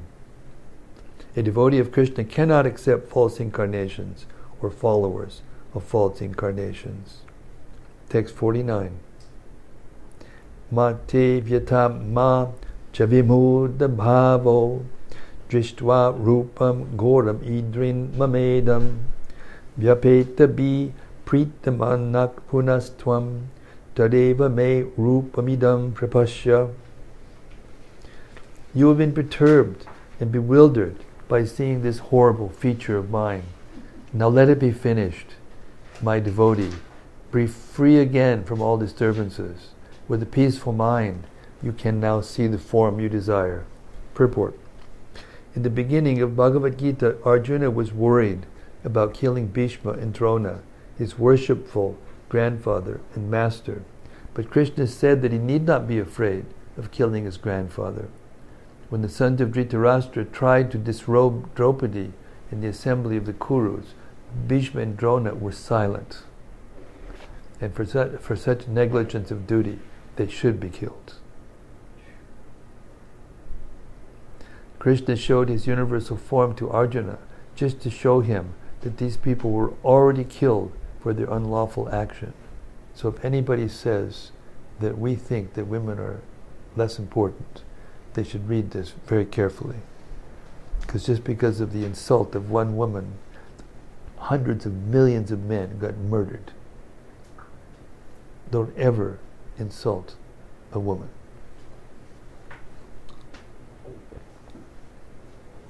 That scene was shown to Krishna because devotees are always peaceful and they cannot perform such horrible actions. The purpose of the revelation of the universal form was shown. Now Arjuna wanted to see the four-armed form, and Krishna showed him. A devotee is not much interested in the universal form, nor does it, for it does not enable one to reciprocate loving feelings.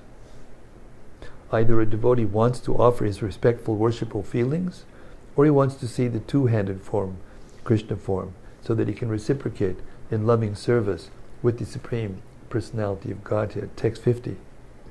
Sanjaya uvacha ityarjunam vasudevasthatokva swakam rupam darshayam asabhuyaha ashwasyayam asitabhitamenam bhutva punak somya bapur mahatma. Sanjaya said to Dhritarashtra, the Supreme Personality of Godhead, Krishna, having spoken thus to Arjuna, displayed his real four-armed form and at last showed his two-armed form, thus encouraging the fearful Arjuna.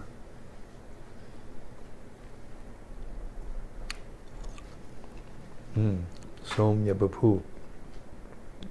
Purport. When Krishna appeared as the son of Vasudeva and Devaki, he first of all appeared as four-armed Narayana. But when he was requested by his parents, he transformed himself into an ordinary child in appearance. Similarly, Krishna knew that Arjuna was not interested in seeing a four-handed form. But since Arjuna asked to see this four-handed form, Krishna also showed him this form again, and then showed himself in his two-handed form. The word Saumya Bapu is very significant. Saumya Bapu is a very beautiful form. It is known as the most beautiful form. When he was present, everyone was attracted simply by Krishna's form.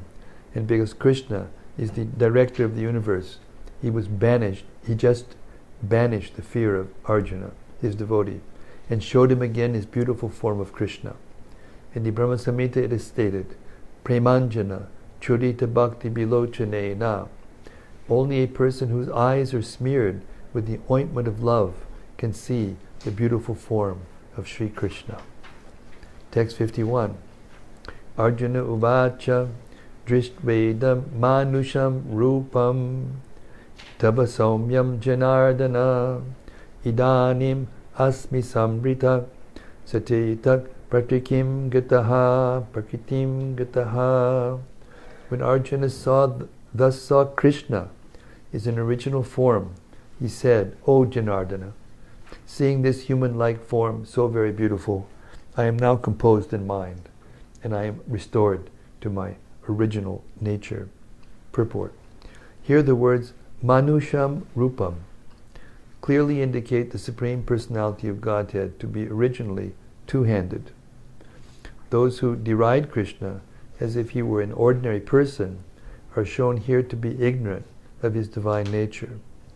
If Krishna is like an ordinary human being, then how is it possible for him to show the universal form and again to show the four-handed Narayana form?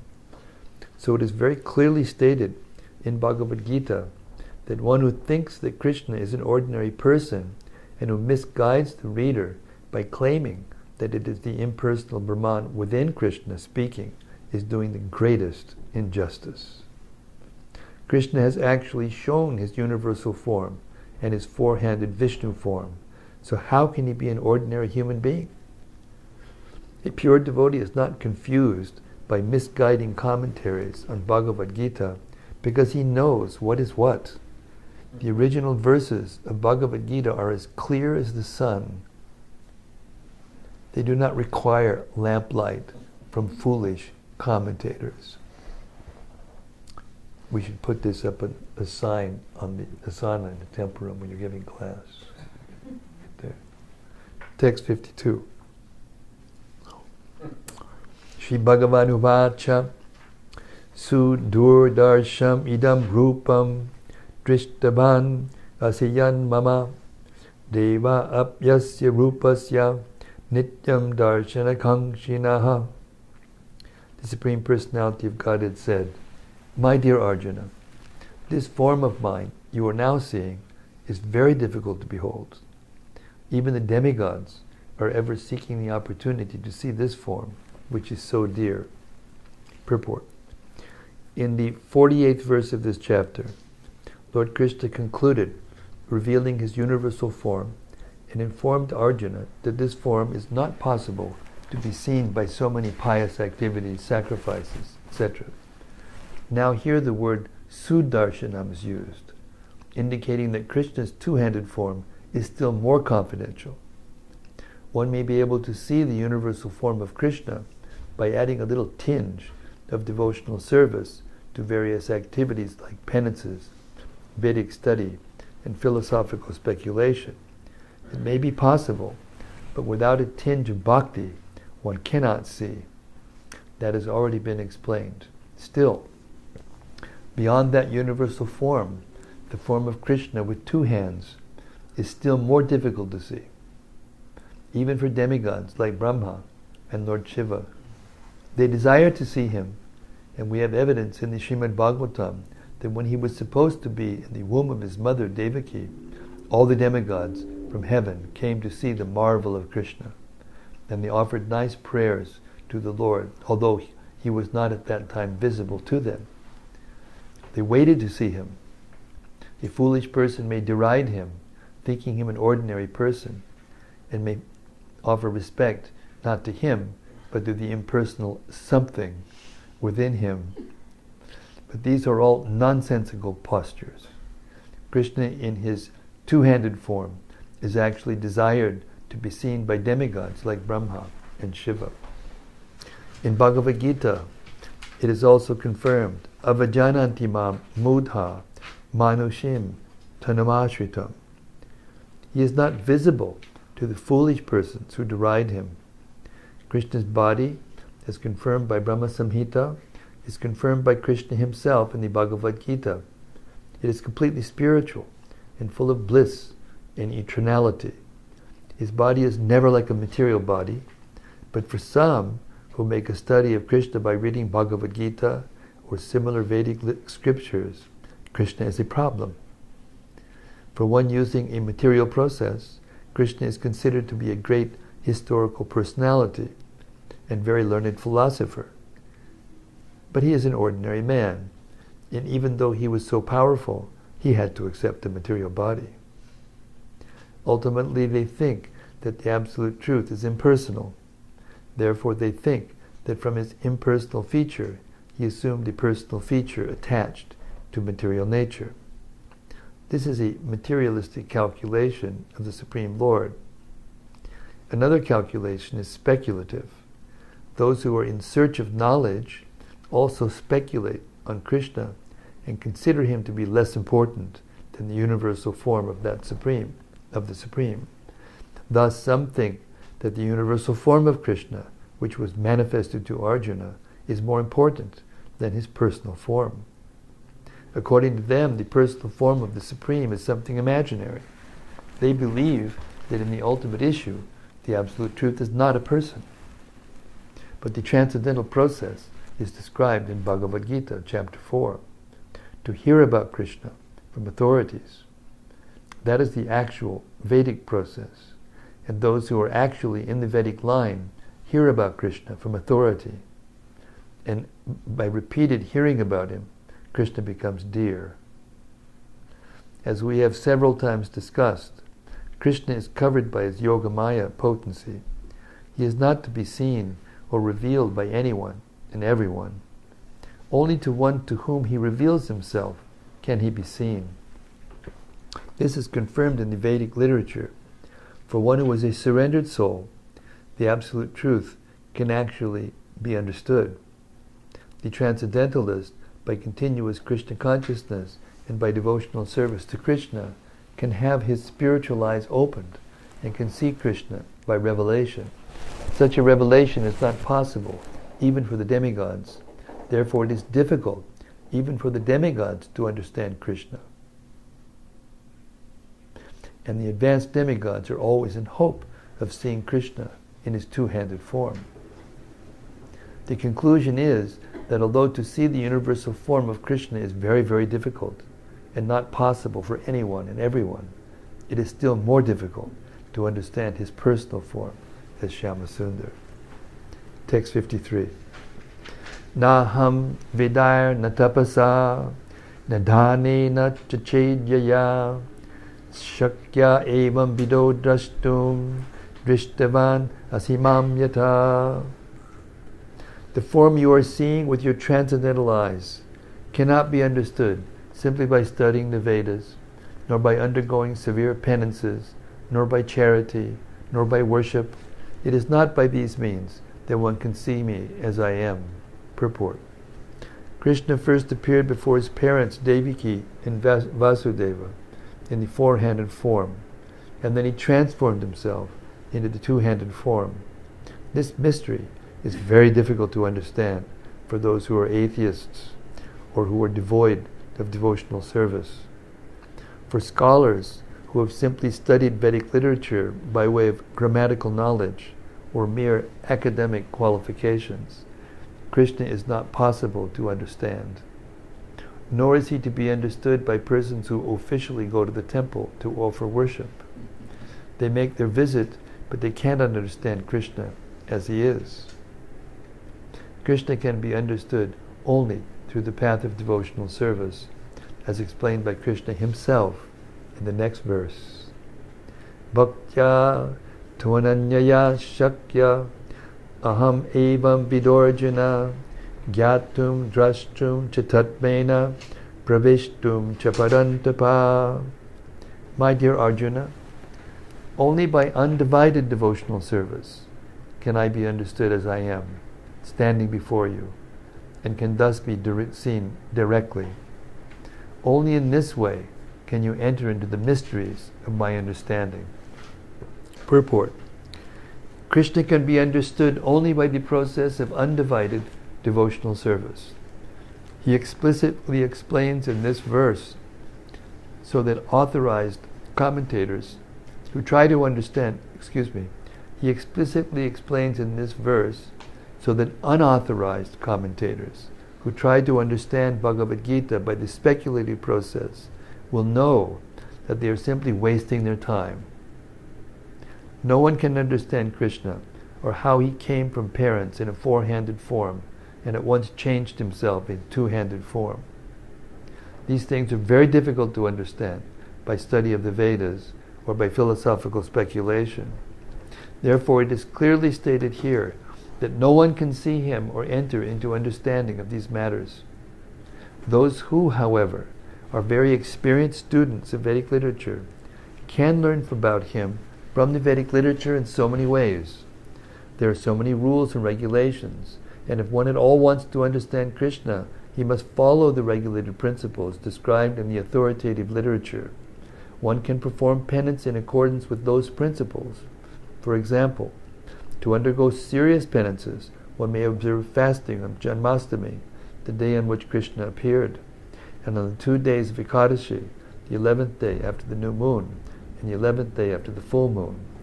As far as charity is concerned, it is plain that charity should be given to the devotees of Krishna who are engaged in his devotional service to spread the Krishna philosophy or Krishna consciousness throughout the world.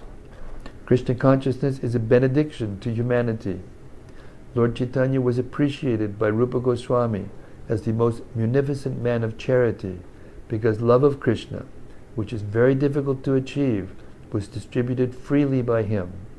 So if one gives some amount of his money to persons involved in distributing Krishna consciousness, that charity, given to spread Krishna consciousness, is the greatest charity in the world.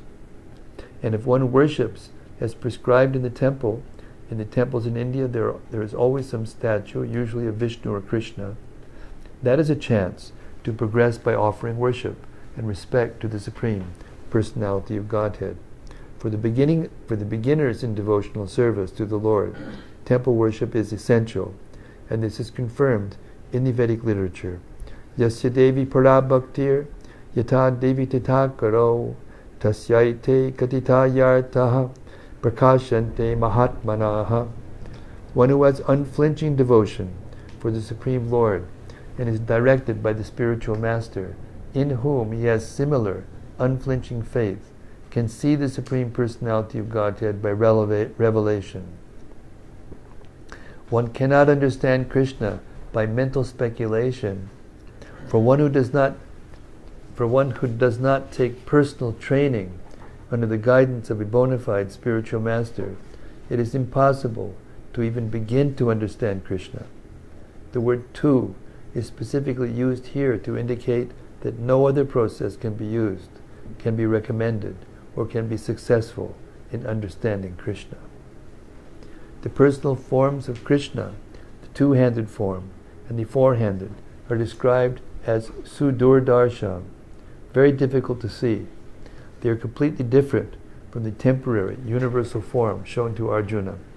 The four-handed form of Narayana and the two-handed form of Krishna are eternal and transcendental, whereas the universal form exhibited to Arjuna is temporary. The words Tvad ayena na drishtapurvam state that before Arjuna no one had seen that universal form. Also, they suggest that amongst the devotees there was no necessity of showing it. That form was exhibited by Krishna at the request of Arjuna, so that in the future, when one represents himself as an incarnation of God, people can ask to see his universal form. The word na, used repeatedly in the previous verse, indicates that one should not be very much proud of such credentials as an academic education in Vedic literature. One must take to the devotional service of Krishna. Only then can one attempt to write commentaries on Bhagavad-gita. Krishna changes from the universal form to the four-handed form of Lord Narayana, and then to his own natural form of two hands. This indicates that the four-handed forms and the other forms mentioned in Vedic literature are all emanations of the original two-handed Krishna. He is the origin of all emanations. Krishna is distinct even from these forms, what to speak of the impersonal conception? As far as the four-handed forms of Krishna are concerned, it is stated clearly that even the most identical four-handed form of Krishna, which is known as Mahavishnu, who is lying on the cosmic ocean, and from whose breathing, so many innumerable universes are passing out and entering, is also an expansion of the Supreme Lord. As stated in Brahma Samhita, Yasyaikani Vishitakalamatavalambya Jivanti Loma Bilaja Jagadandanataha Vishnur Mahansa Ihayasya Kala Vishesho Govindamari Purusham Tamaham Bhajami. The Mahavishnu, into whom all the innumerable universes enter and from whom they come forth again, simply by his breathing process, is a plenary expansion of Krishna. Therefore I worship Govinda, Krishna, the cause of all causes. Therefore, one should conclusively worship the personal form of Krishna as the Supreme Personality of Godhead, who has eternal bliss and knowledge. He is the source of all forms of Vishnu. He is the source of all forms of incarnation, and he is the original, Supreme Personality, as confirmed in Bhagavad-gita. In the Vedic literature, Gopala Tapani Upanishad, the following statement appears: Satchidananda Rupaya Krishnaya Klishtakarine Namo Vidanta Vidyaya Gurave Bodhisakshine. I offer my respectful obeisances unto Krishna, who has a transcendental form of bliss, eternity, and knowledge. I offer my respect to him, because understanding him means understanding the Vedas, and he is therefore the supreme spiritual master. Then it is said, Krishno vai paramam daivatam. Krishna is the supreme personality of Godhead. Eko vashi sarvagat Krishna idyaha. That one Krishna is the supreme personality of Godhead, and he is worshipable. Eko pisan bahuda yo vibhati. Krishna is one, but he is manifested in unlimited forms and expanded incarnations. The Brahma Samhita also says, Ishvara Parama Krishna Sachidananda Vigraha Anadir Adir Govinda Sarva Karana Karanam. The Supreme Personality of Godhead is Krishna, who has a body of eternity, knowledge, and bliss. He has no beginning, for he is the beginning of everything. He is the cause of all causes. Elsewhere it is said, Yatra Bhatirnam Krishnakyam Padam Brahma Narakriti. The Supreme Absolute Truth is a person.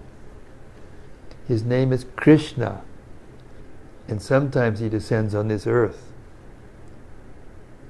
Similarly, in the Srimad Bhagavatam we find a description of all kinds of incarnations of the Supreme Personality of Godhead.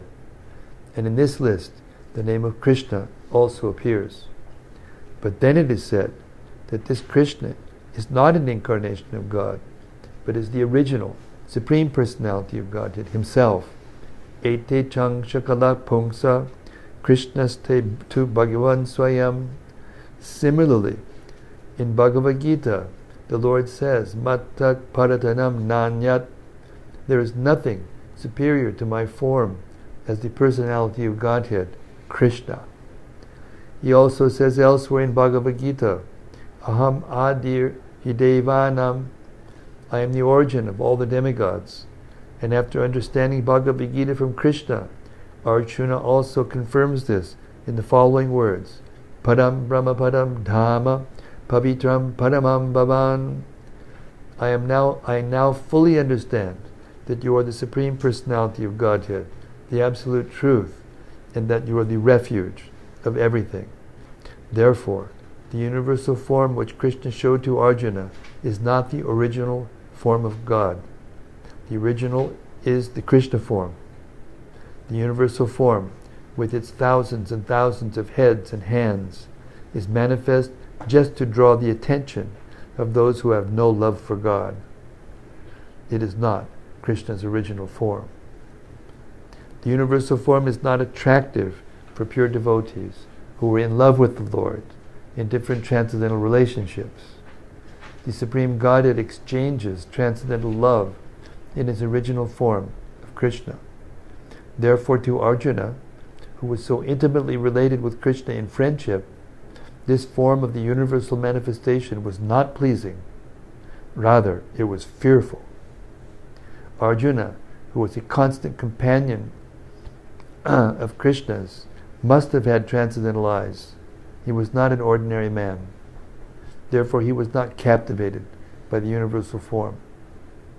This form may seem wonderful to persons who are involved in elevating themselves by fruitive activities, but to persons who are engaged in devotional service, the two-handed form of Krishna is most dear. And I realize we're very late, but we only have one more verse to go, so we're going to go.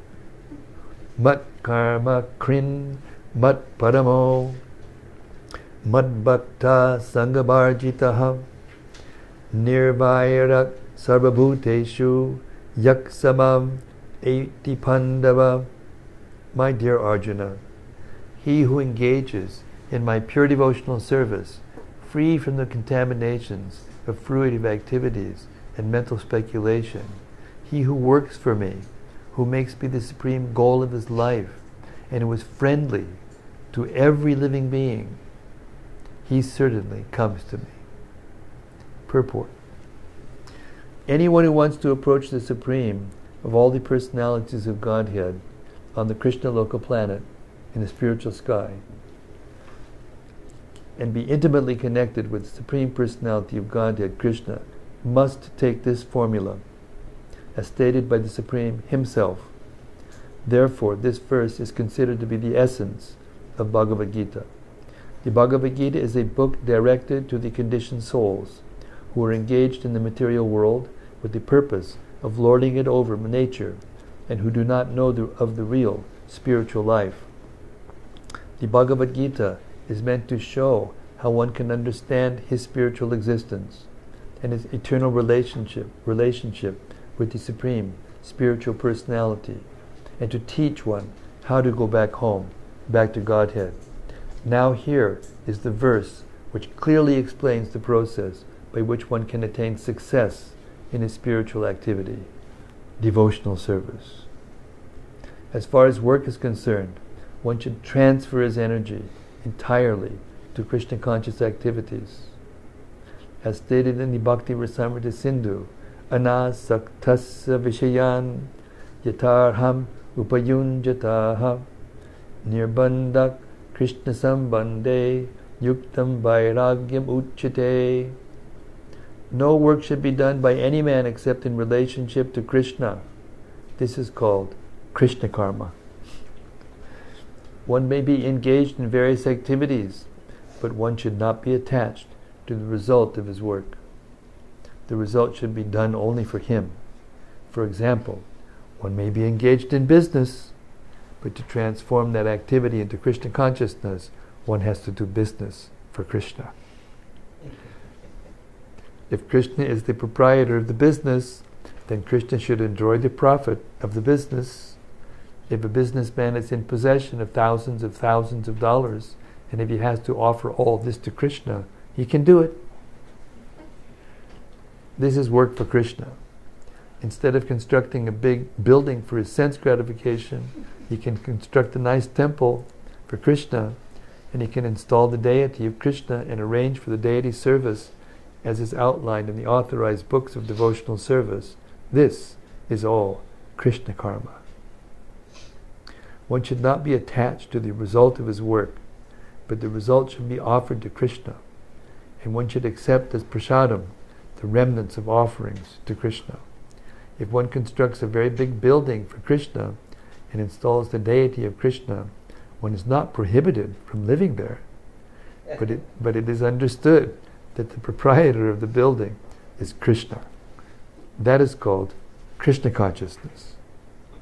If, however, one is not able to construct a temple for Krishna, one can engage himself in cleansing the temple of Krishna. That is also Krishna karma. One can cultivate a garden. anyone who has land, in India at least, any poor man has a certain amount of land, can utilize that for Krishna by growing flowers to offer him. One can sow tulsi plants, because tulsi leaves are very important. And Krishna has recommended this in Bhagavad-gita, patram, pushpam, palam, toyam. Krishna desires that one offer him either a leaf, or a flower, or a fruit, or a little water, and by such an offering, he is satisfied. This leaf especially refers to the tulsi. So one can sow tulsi and pour water on the plant. Thus, even the poorest man can engage in the service of Krishna.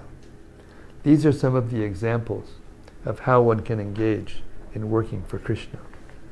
The word mat parama refers to one who considers the association of Krishna in his supreme abode to be the highest perfection of life. Such a person does not wish to be elevated to the higher planets, such as the moon or sun or heavenly planets, or even the highest planet of this universe, Brahmaloka. He has no attraction for that. He is only attracted to being transferred to the spiritual sky. And even in the spiritual sky, he is not satisfied with merging into the glowing Brahma Jyoti effulgence. For he wants to enter the highest spiritual planet, namely Krishna Loka, Goloka Vrindavan. He has full knowledge of that planet, and therefore he is not interested in any other. As indicated by the word madbhakta, he fully engages in devotional service, specifically in the 9 processes of devotional engagement: hearing, chanting, remembering, worshipping, serving the lotus feet of the Lord, offering prayers, carrying out the orders of the Lord, making friends with him, and surrendering everything to him. One can engage in all 9 devotional processes, or 8, or 7, or at least 1, and that will surely make one perfect. The term Sanghavarjitaha is very significant. One should disassociate himself from persons who are against Krishna. Not only are the atheistic persons against Krishna, but so also are those who are attracted to fruitive activities and mental speculation. Therefore, the pure form of devotional service is described in Bhakti Rasamrita Sindhu as follows: Anya bilashita shunyam jnanakarmadhyanavitam anukulina krishnanu shilanam bhaktir uttama. In this verse, Srila Rupa Goswami clearly states that if anyone wants to execute unalloyed devotional service, he must be freed from all kinds of material contamination. He must be freed from the association of persons who are addicted to fruitive activities and mental speculation. When freed from such unwanted association and from the contamination of material desires, one favorably cultivates knowledge of Krishna. That is called pure devotional service.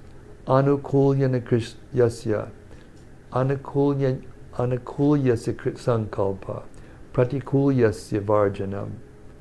One should think of Krishna and act for Krishna favorably, not unfavorably. Kamsa was an enemy of Krishna's. From the very beginning of Krishna's birth, Kamsa planned in so many ways to kill him. And because he was always unsuccessful, he was always thinking of Krishna. Thus, while working, while eating, and while sleeping, he was always Krishna conscious in every respect. But that Krishna consciousness was not favorable. And therefore, in spite of his always thinking of Krishna 24 hours a day, he was considered a demon. And Krishna at last killed him. Of course, anyone who was killed by Krishna attained salvation immediately, but that is not the aim of a pure devotee. The pure devotee does not even want salvation. He does not want to be transferred even to the highest planet, Goloka Vrindavan. His only objective is to serve Krishna wherever he may be. A devotee of Krishna is friendly to everyone. I'll read that again. A devotee of Krishna is friendly to everyone. Therefore it is said here that he has no enemy. Naivayaraha. How is this? A devotee situated in Krishna consciousness knows that only devotional service to Krishna can relieve a person from all the problems of life. He has personal experience of this, and therefore he wants to introduce this system, Krishna consciousness, into human society. There are many examples in history of devotees of the Lord who risked their lives for the spreading of God consciousness. The favorite example is Lord Jesus Christ. He was crucified by the non-devotees, but he sacrificed his life for spreading God consciousness. Of course, it would be superficial to understand that he was killed.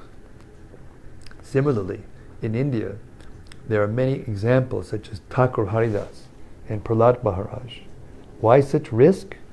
Because they wanted to spread Krishna consciousness, and it is difficult.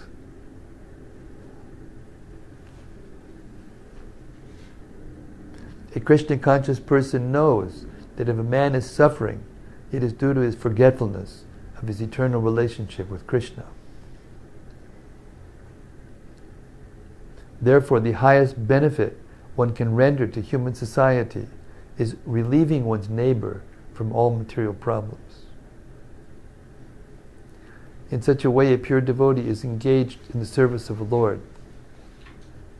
Now we can imagine how merciful Krishna is to those engaged in his service, risking everything for him. Therefore, it is certain that such persons must reach the supreme planet after leaving the body. In summary, the universal form of Krishna, which is a temporary manifestation, and the form of time, which devours everything, and even the form of Vishnu, four-handed, have all been exhibited by Krishna. Thus, Krishna is the origin of all these manifestations. It is not that Krishna is a manifestation of the original Vishvarupa, or Vishnu. Krishna is the origin of all forms. There are hundreds and thousands of Vishnus, but for a devotee, no form of Krishna is important, but the original form, two-handed Shyamasundar. In the Brahma Samhita, it is stated that those who are attached to the Shyamasundar form of Krishna in love and devotion can see him always within the heart and cannot see anything else. One should understand, therefore, that the purport of this 11th chapter is that the form of Krishna is essential and supreme. Thus end the Bhaktivedanta purports to the 11th chapter of the Srimad Bhagavad-gita in the matter of the universal form. Hare Krishna. So that answered a few questions. Maybe we have some reflections or questions. There was a lot to take in, to even remember what we heard, what to speak of, remember a question, but still, let's try. Jeremy, I knew you would save the day. So it talks a lot about in the universal form all the time. This is Jeremy speaking. He's a senior at Texas A&M, but he's seen the light. So I'll repeat your words into the mic so everyone can hear. The universal form. Something wrong? No, this is just the sign of the low battery. So Oh. low power. No, we're almost done. Yes, thank you. Jeremy's saying universal form, Arjuna was seeing all the time. And Krishna uses this as a reason. Krishna uses this as a reason to fight. He's already killed the people. He's already killed the people, so he might as well fight. Like change what the outcome's gonna be. Can't change what the outcome's going to be. I get confused. Where a little bit of free will actually comes into play. with predestination. I get confused on how they actually interact. Because it seems here that he's saying that it's already determined, yet the people. He says it seems here that it's already determined, and yet the people still have free will to desire on their own. Yes, they desired. Half of them, well, not half of them, some of them chose one side, and another chose the other side. That's their free will. And some of them are forced by certain circumstances. Like Bhishma, he loved the Pandavas, but he fought on the wrong side. Because in a cultured society, people do their duties, no matter how difficult they are. So Bhishma, he was a brahmachari. He was being maintained by Duryodhana, and therefore he was obliged. And by divine, as we heard, by divine arrangement, because he didn't say anything, neither did Drona, when Draupadi was attempted to be made naked in front of all those so-called warriors, they had to die. But everyone else did also, because Krishna was there to clean the house. So the answer to your question is that even you have independent will, Krishna's will is superior to yours. Prabhupada used to say, I may have my will, and you may have your will, or somebody else maybe have their will, but Krishna's will is the will that always prevails. So that doesn't mean that there isn't free will, but it means that what real free will is to choose to do the will of Krishna. That's free will. Because any other will be affected by the force of your body and your mind. But the real free will is the free will of the soul, to be with Krishna, to serve Krishna, to love Krishna, to associate with Krishna. That's real free will. This is stated earlier in the Gita. Tatvavit tu mahabaho, guna karma vibhagayo, guna shuvartanta, iti matmalna sajjate. Tatvavit means one who is in knowledge, one who knows the truth. Tatvavit means one who knows the truth. He can see the difference between devotional service and fruitive activity and chooses devotional service.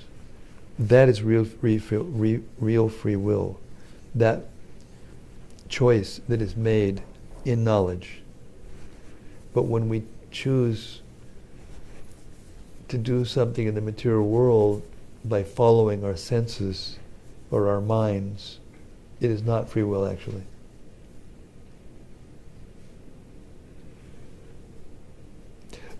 And ultimately, the will of Krishna prevailed, and all of those persons that were there who saw Krishna in the battlefield, they all got liberated. That's Krishna will, which is higher than the free will of the soul even.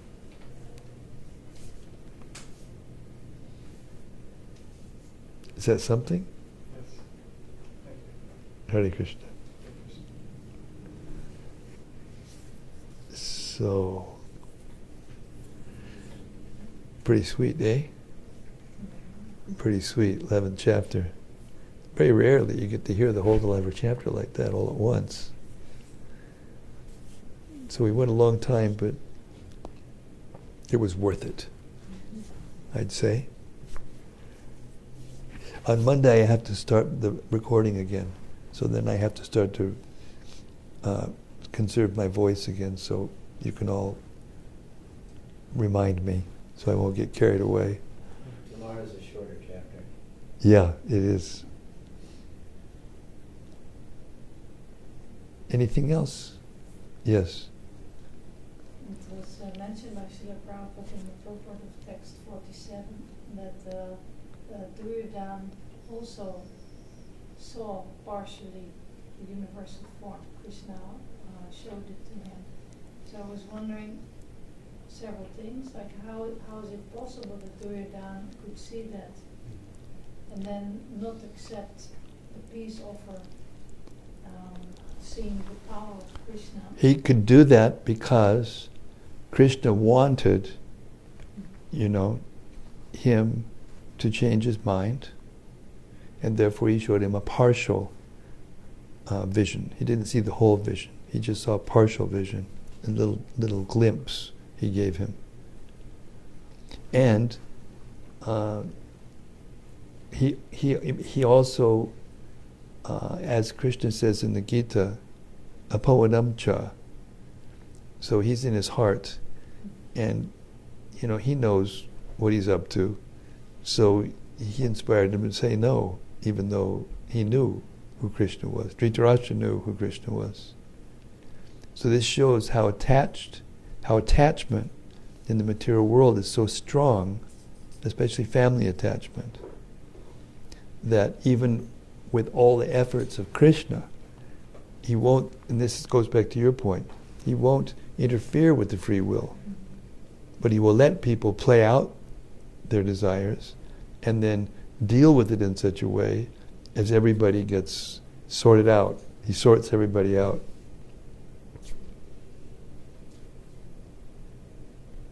So, therefore no one can criticize Krishna, because every attempt was made to make peace. And it was only because of the complete obstinacy of Duryodhana and Dhritarashtra that it came to blows. It came to...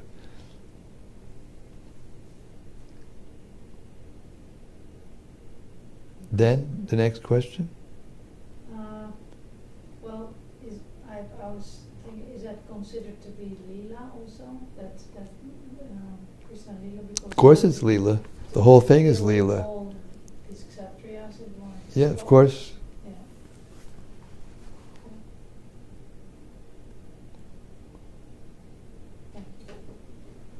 Hare Krishna.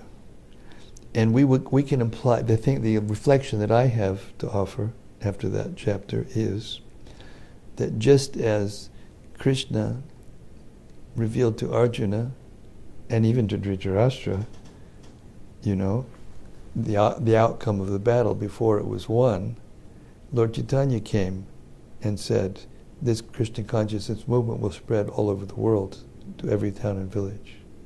Therefore, it's already done. And all we have to do is fight, serve. Give out the books, give out the prasadam, give out the kirtan, and Krishna will do the rest. He doesn't say when. Well, it's some idea. 5,000 years maybe. But we shouldn't hesitate because it looks like it's so difficult or, an impossible chore. Okay, I'm going to stop here. Hare Krishna, thank you all of you in cyberspace. Please keep on hearing the Bhagavad-gita and the other books of Prabhupada, and keep sharing and caring. Sharing means caring. Where energy goes, attention goes, energy flows. Put your attention here. This is pure devotional service. To hear like this, in the company of pure devotees, this is pure devotional service. And by doing this, we will become attached to Krishna, and our love for Krishna will be awakened for sure. Hare Krishna. Srila Prabhupada ki jai. Srila Bhagavad-gita ki jai. Samaveda Bhakta Binda ki jai. All glories to the assembled devotees. Hare Krishna.